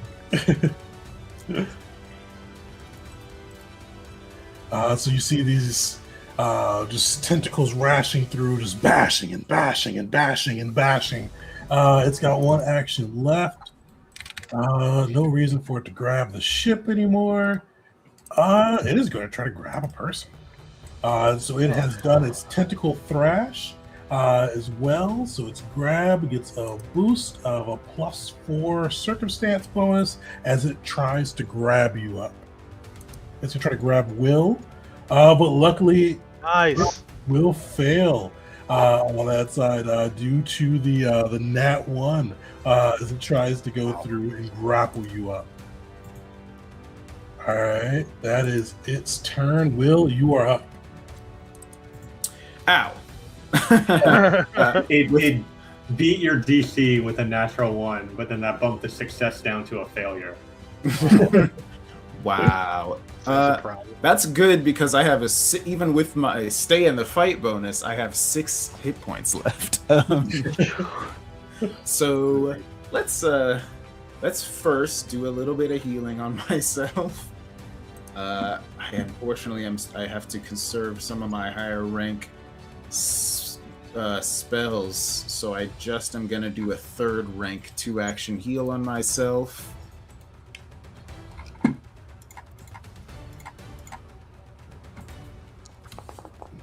Alright, it ain't nothing. And then with my last action, I am going to turn to this creature, towards the creature, lying to himself and to everyone else. Will is going to say to the creature, well, it can't really oh, wait. I just remembered. This has the linguistic trait. I have a feeling this thing can't understand common. Yeah. So this is not going to work. I can't put the piercing damage on it. Weakness on it, I mean. So instead, I'm going to use the last action for... Let's do...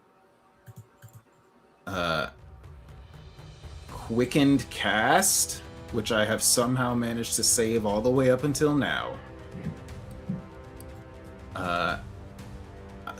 That is once per day. Quickened Cast, that means that I can cast a 2-action spell as a 1-action spell as long as it's 2 lower than my maxed rank. But I am using it to cast 1-action Fear, targeting all 3, or targeting the 3 big ones, and actually I can target every enemy because I have up to 5 creatures. Nice. Yeah, they're all within 30 feet of you. Looks like too. Perfect. Yeah. All right. The one to the right or left will fail. The one to the right will fail. The vestige will succeed. What's it look like as you get that fear off? So actually, he can. I'm gonna just keep the thing that I was planning on saying anyway. He said, "The gavels of Eva Sarah will be your doom. This is the end for you." Nice. And that would not normally mean anything to these creatures. None of them even speak common. But there is a giant eyeball floating in the sky, watching them and judging them that only they can see. You see the creatures recoil in fear. And the other appendage, badly injured, enfeebled, frightened, and poisoned. But it is going to climb up with its insatiable hunger, using an action to get the rest of the way up. And then it's going to try to eat Wisteria. So you see it lash out with its toothless jaws, arcing towards Wisteria. You targeted Calais, but that's the same AC, so that should hit. Is that wait?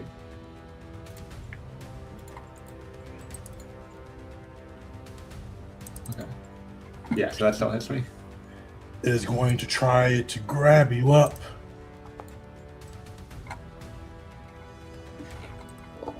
Oh, why didn't it target you? 27 versus your what's it? Reflex, I think, for this one.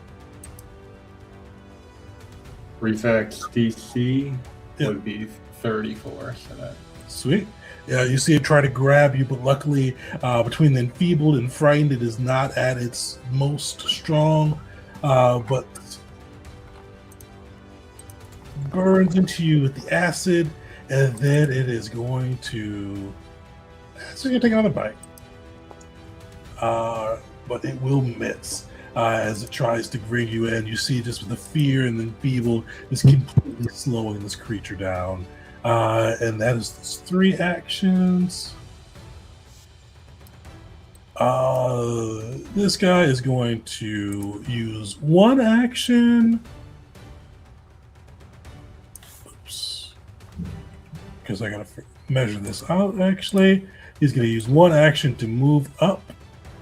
Oh, he can't really even get that without getting his friends. So he's actually not going to sustain that action any longer. And he is going to swim towards the fray.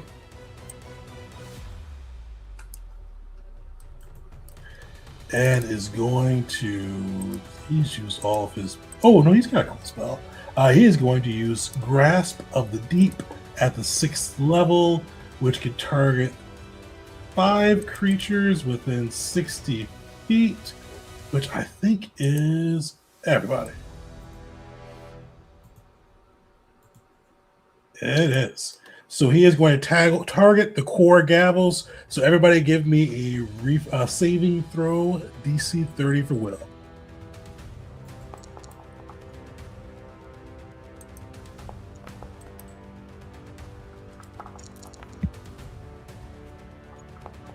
Youch.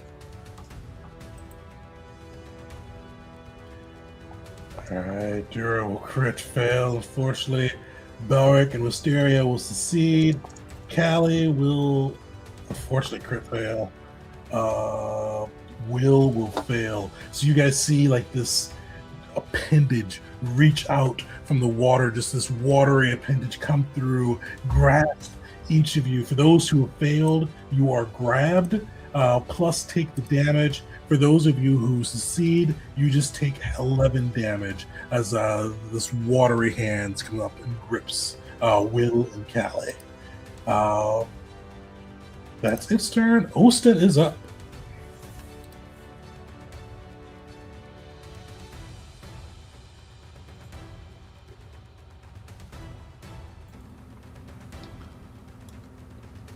Oh, sorry. I'm trying to do the damage to Beshnit and Will, but I'm having to scroll up. Oh, Bashir didn't have to save for that one. That was just core gavels. Oh, okay. Because you can only do 5. I see I see the confusion. Especially there's a core gavel in our eyes. Dura? Does he not do it to Dura? Yeah, so Dura. Oh, yeah, so Dura wouldn't need it either. It was just the core gavels on that one. Okay. So yeah, so you would not be grabbed on that. Okay. Notion's grabbed right now, right? So he probably wants to use an action to try to SD, and then Here's what I was thinking. First action, escape attempt. 2 other actions. Force barrage the tiny little eels. Oh, by the way, also, I don't know if they are capable of this, but I was also hoping to target the tiny little eels with the fear spell, but I don't think they rolled the save. Yeah, they would probably crit fail for that. So we can just say they're not going to attack. They're just secreting acid. So we can bring that AC down for them, though. Mm-hmm. Well, I think if you... Oh, is this the one where if you crit fail, you're fleeing? I can't remember. yeah, frighten 3 and fleeing on a fear crit fail. It's the hard DC part. 31. They cannot move. Oh, well, never mind then. That's fine. Okay, so first, let me pull up. I have too many tabs open in here. Where's Ostin's character sheet? There he is. All right, so the first thing he's going to do is try to escape grab. There's an escape grab macro, is there, right? There is. Escape, and it gives you... what side is it on? Near the top under encounter. Oof. That is probably not going to do it. Fortunately not. Okay. Well, trying again is just going to have worse odds, unfortunately. So he's just going to force barrage using 2 actions, targeting 1 at each of these little eels. One thing I'll give you on that side, because you guys do know this, the vestiges and the appendages are weak to force. True. This one is badly injured, too. Wisteria's... Well, her turn's pretty far away, but she's gonna do a AoE that'll probably take out the close one. All right, how about this? Because I am unlikely to kill the one that is uninjured, let's throw 1 bolt at this northerly one over here, because I think it has very little health left. It does. And then, hold on, let me actually roll the damage for these things for the force barrage. And that is going to be at... Let's do 4th rank. We need to kill things.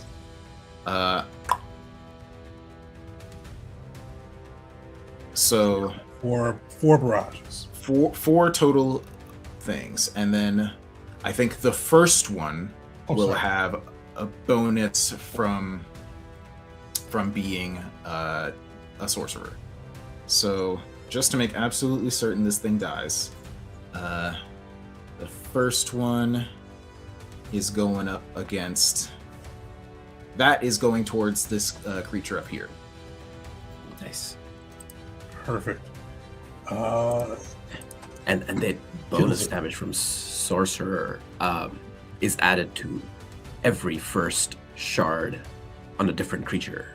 Yeah. Oh, that's how it works. Interesting. You could ping each of the 3 pieces of Gronjin and trigger all of their force weaknesses. That's true, and that would be better than just targeting them all at a single creature. So yeah, I'm gonna do that. Why not? So that's number 2, number 3, and number 4. Nice. Blast goes through, ripping through the eel at the top, and then just blasting into each of the vestiges and the appendages. That was All right. 60 damage total. Good job, Ostin. Now try not to get swallowed. It's going to be the end of his turn. Take some persistent acid. And Callie, you are up.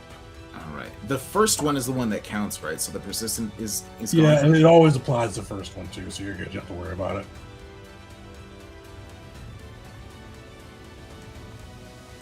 All right, boost Eidolon, extend boost. Nice. Well, that fails, but that's a. Oh yeah, it does. Yeah, you're right there. Yeah. fails. We go. Still, we get the boost up. Come on, boost Eidolon. First attack on the web vestige.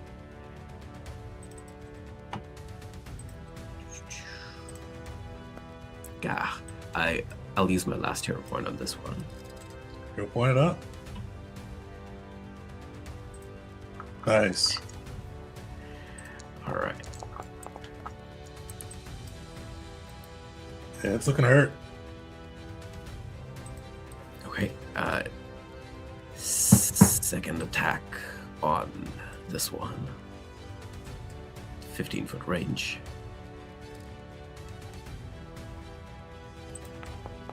Oh yeah. Oh yes. Yeah, how does she just wipe this thing off the map? And the vines go up. There's nothing. Nice.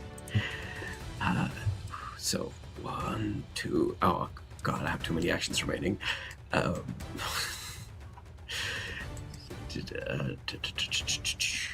right, repositioning.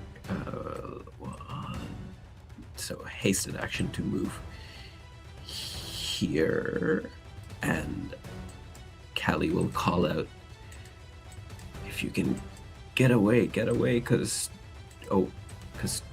Dura's about to explode." And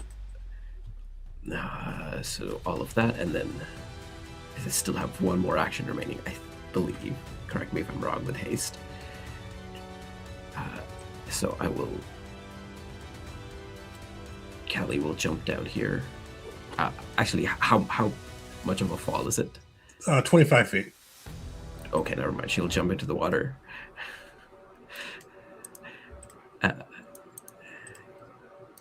And I don't know if you'll allow the same movement, but she'll like crawl onto the land. Yeah, that's good. All right, that's my. All right. The environment is up. You see, kind of once again, as like this battle is going on between kind of the airship, the prefects, the Oga, just kind of going through. And while it's a battle, the Kaiju seems unaffected by their barrages. They're throwing lightning fireballs across it. You see it grab one of the Griffin riders and just take a bite out of the Griffin before hurling it to the ground. You see it roar once again and stomp its foot. And as you see it stomp its foot, you see this like rumble, almost a mini earthquake eke out.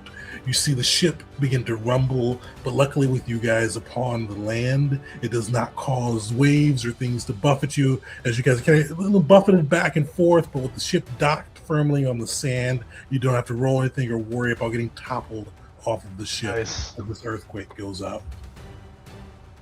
Shit. All right. This one is up. It is. Yeah, it's just going to keep trying to eat Austin. It is going to take another bite at him. Damn. Uh-oh. So you see, crunches down. My crit damage has not been great today. 24 on the crit damage, which is very good for Austin. Is he still conscious? I think so, but hold on. I have too many character sheets. But I have to dig through them to find which one is Austin. He has 5 hit points left. Wow. Perfect. So he is going to. Oh, I got improved grab first. He is going to try to. Oh, he already has him grappled. So yeah, he's not going to. He's just going to fast swallow. He is going. You see, he bites down harder and he tries to swallow Austin whole. Oh no. Ooh, crit fail. Unfortunately, it rolled Austin, so it was a 4 or 9 plus the creature's athletics. So that'd be 27 versus Austin's reflex DC. It is 27.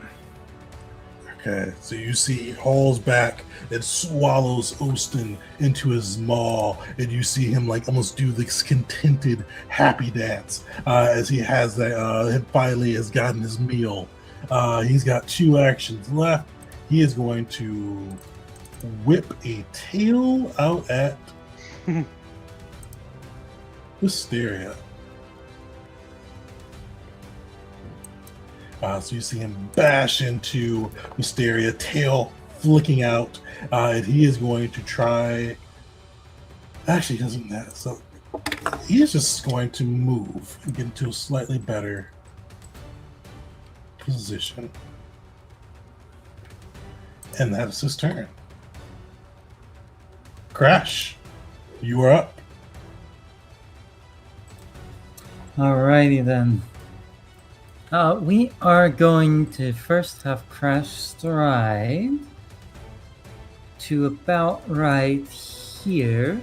I imagine that is Crash running, jumping off the stairs and doing a slide with his foot pointed towards these creatures as we are going to activate another one of his magic items. This one, luckily, not needing a trick magic item roll.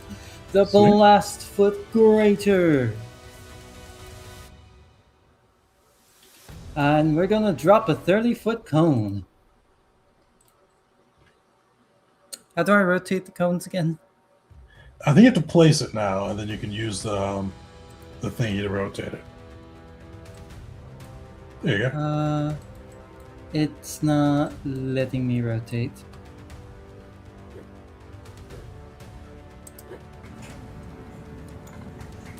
I'm also realizing now, within the mass of everything, I might be getting Dura in this. Got it. So let me try and. You can get the elemental and the thingy without getting Dura. Oh, I also wanted to get the fishes. Go for them. Go for all of them.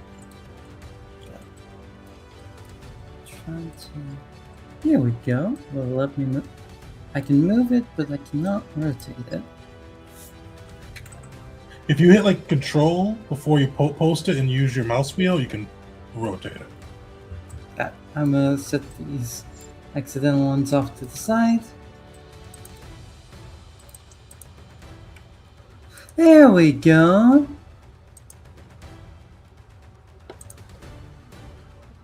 And there we go. Oh, no, didn't. That snapped it to the corner. Perfect. Looks like you can catch those 3 Endura, so we'll be good there. So it looks like everybody will succeed, but give us some damage and they'll take half. Got it. There we go. And then. Oh, that's good too.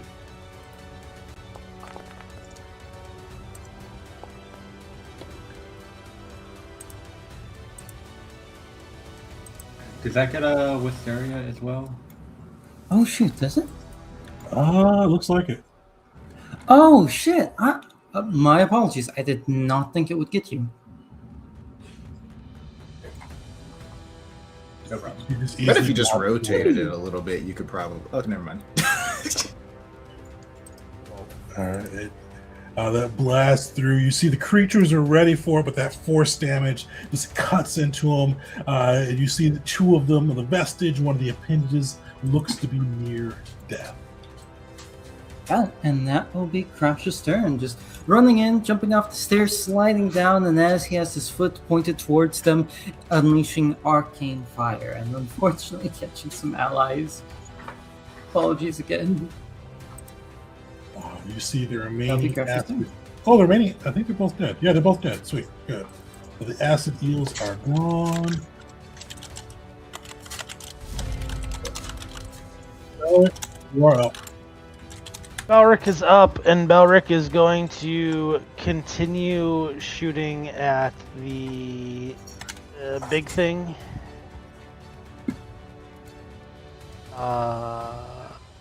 Who seems to be a little injured.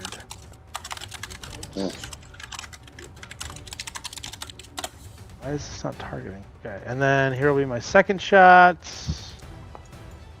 That'll hit. 5. Just hits. Still not targeting. Here's precision. That's my first shot. Nice. This thing is barely swaying. Acid Son is of a- painting the ocean. Okay. Seeing it swaying, I'm like, this must be it. So I'm gonna use my frostbite spell. I think they're immune to cold with their, or at least the kaiju is. Yeah, and the pieces share its resistance. You guys do know it is immune to cold. Yeah, I wrote that down. Frost and acid. So I will not use that. I will. Good grief. I am going to use Warden's Boon for Wisteria.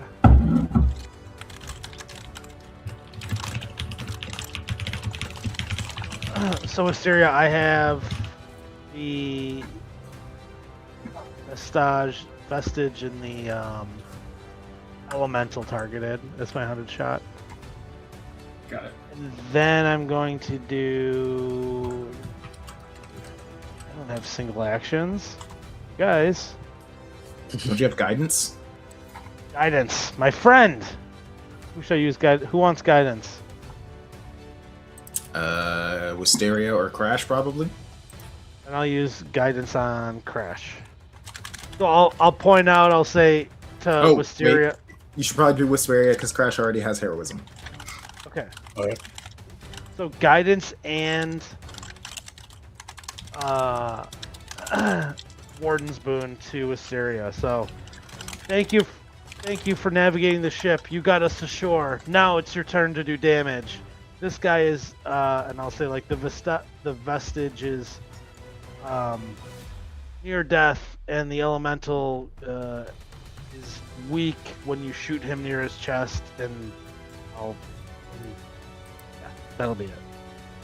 Solid. Beshnit is up.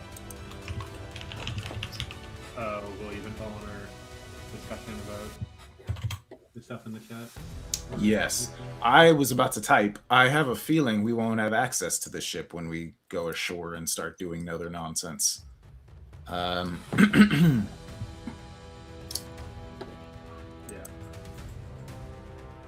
Also, does Beshnit even have access to Sanda's Fury? Do you have to get the helm? Oh, okay.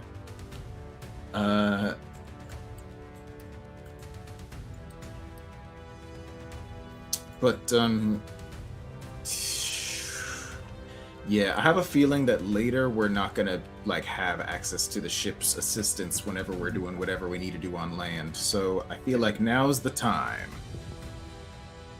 So Beshnit is going to activate Sanda's Fury from where he's standing, trying to see. Now, where is he gonna throw it though? What's the? Let me pull it up. Could he like target, because all of these creatures seem pretty big, could he target a space in the air above Dura to where it hits the heads of all these creatures without hitting Dura? Although I guess some of them are lower down in the water and not. Yeah, that'll be the hard part is getting them all. The only way to get them all would be to get Dura and the ship. Oh, and Mm-hmm. The ship piece is It's resistant to lightning. Aura. Yeah. oh, it's that's right. What's its that's resistance? still a lot. That's gonna be.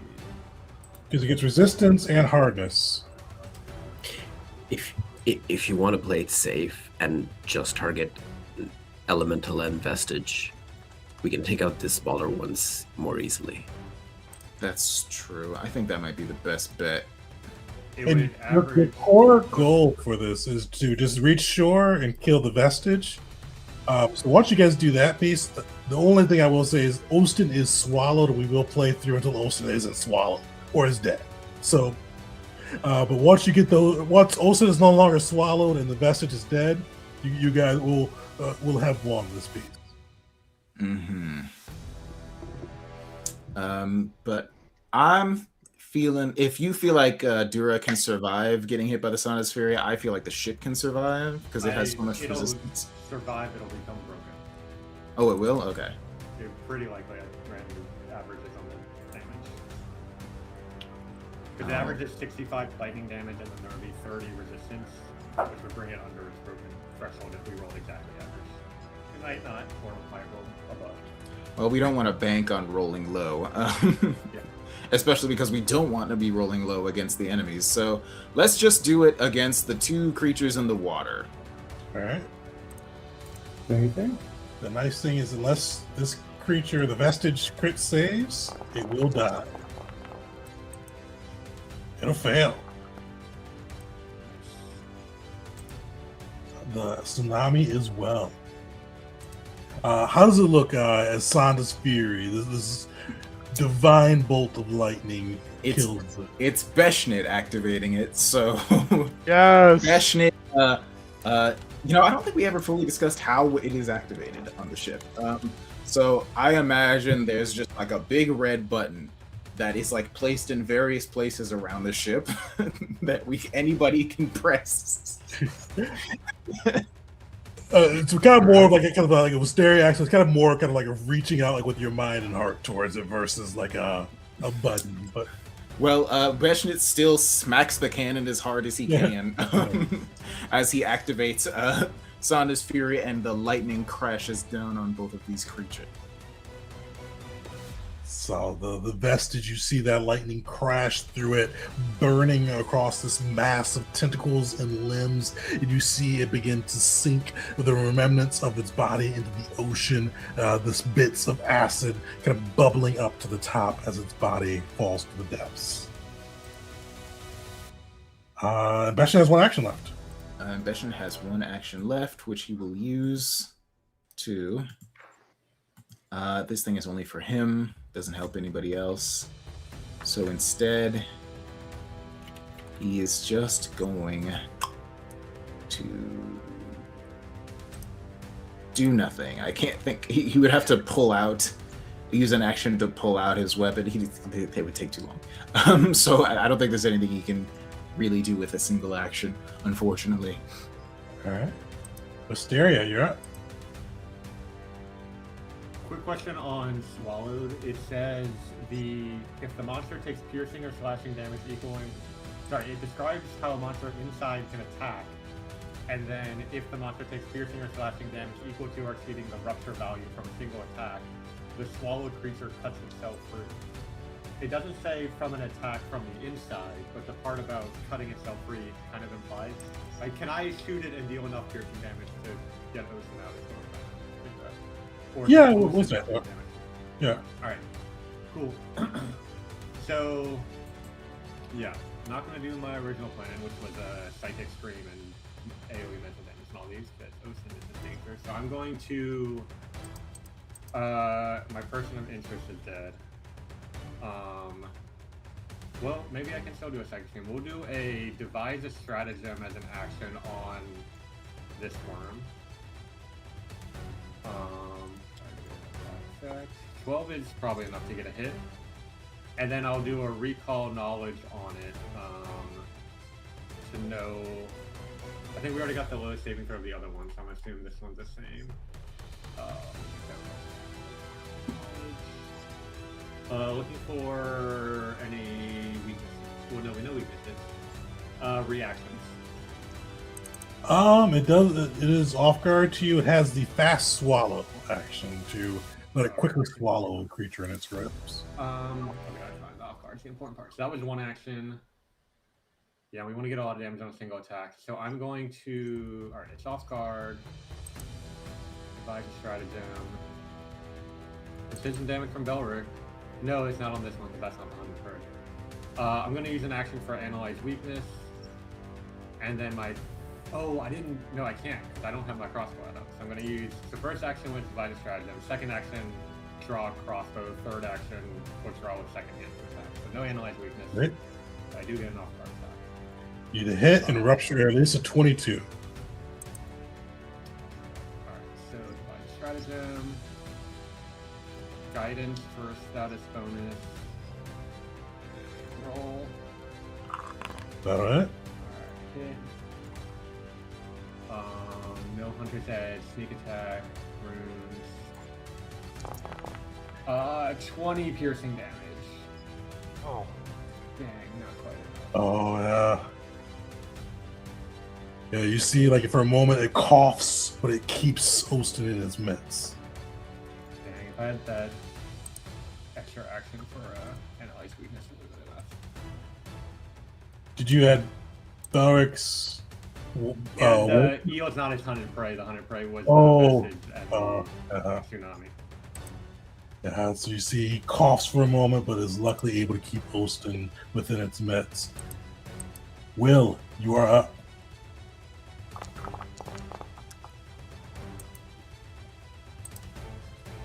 So many dice. All right. So, trying to think, how can I save Ostin while still possible? I could try. I have a way to do piercing damage as well, but it's probably not going to be 20.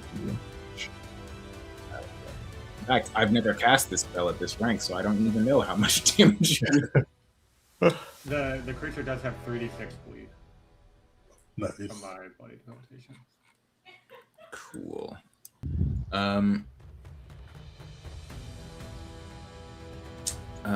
Let me very quickly look at the initiative order.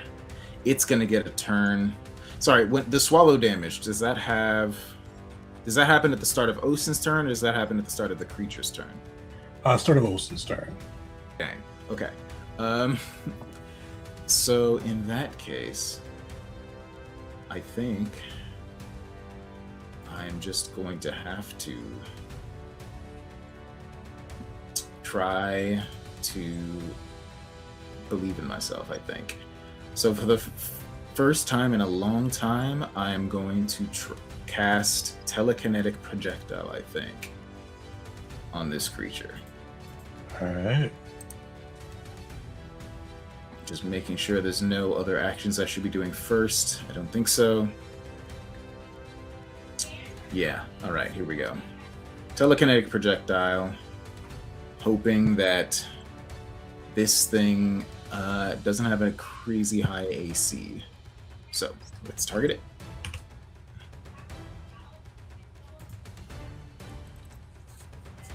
Doing piercing damage.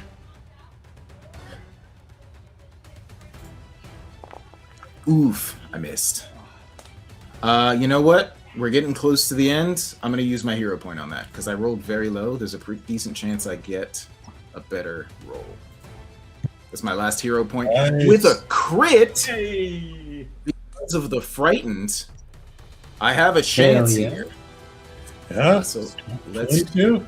roll damage.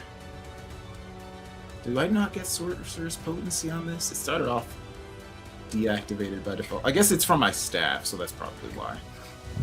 Also, cantrips don't get it, I think. Okay. Oh. So it's going to be 42 damage. Oh yeah, that's not the doubled. Yeah, nice. All right. Oh. I can't believe this worked.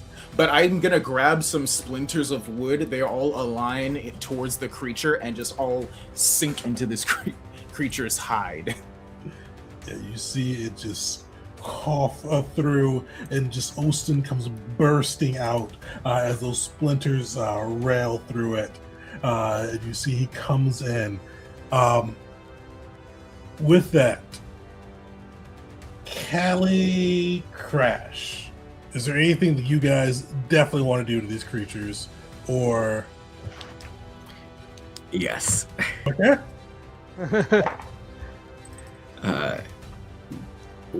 On Austin's turn, if Austin could just like take a step away, because Callie's already said that swallowed. he's out now. Okay. he's on. And then Yeah, Dura we'll do this outside turn order. So, yeah, Callie, what are you doing? Dura will explode. Nice.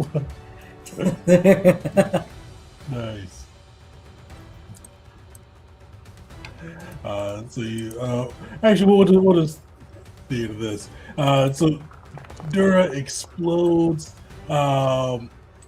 Crash, what do you do? Adding on to the explosion.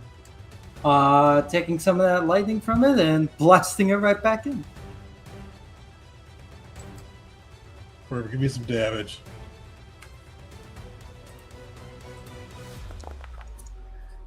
Nice. You guys see in like this crazy cacophony, Dura exploding, Crash unleashing this bolt of lightning, and you even start to see the other ships launching volleys of arrows as they get closer towards the remaining appendages and the elemental. In between these explosions, lightning, and arrows, you see the remaining creatures fall.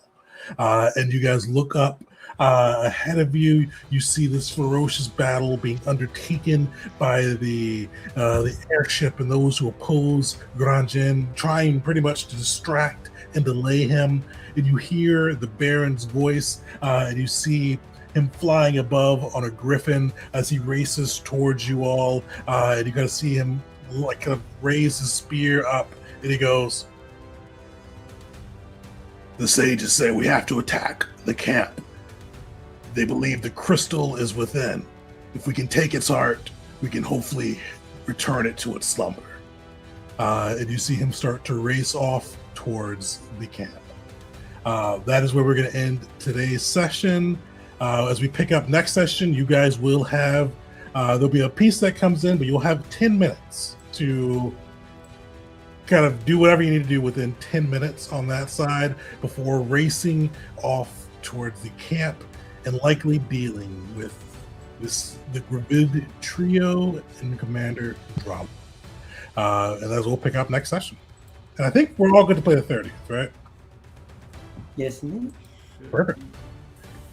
So yeah, we'll pick up next week on that side, getting into the last little bits of this arc as you guys hopefully claim Kata for your own. Telekinetic projectile might be worth casting sometimes.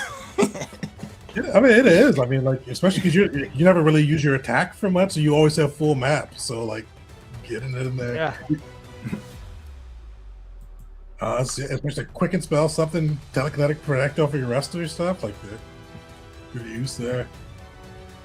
And probably won't be bringing Osin on this next combat. Yeah, Ostin, like, you see, like, he is burnt, battered, and you see like, he's just like sitting on the deck, leaning against his staff, like just breathing, like just heavy breathing, head down. He's got like a weary smile if you approach him, but he is a little shell shocked after his ordeal.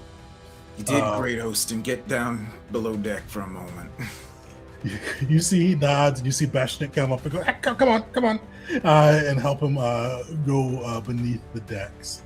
But yeah, we'll pick up next session on that side. Get to see how that portion will go, and then as you assault the base. So everybody make sure to join us next week, and we'll see you on that later.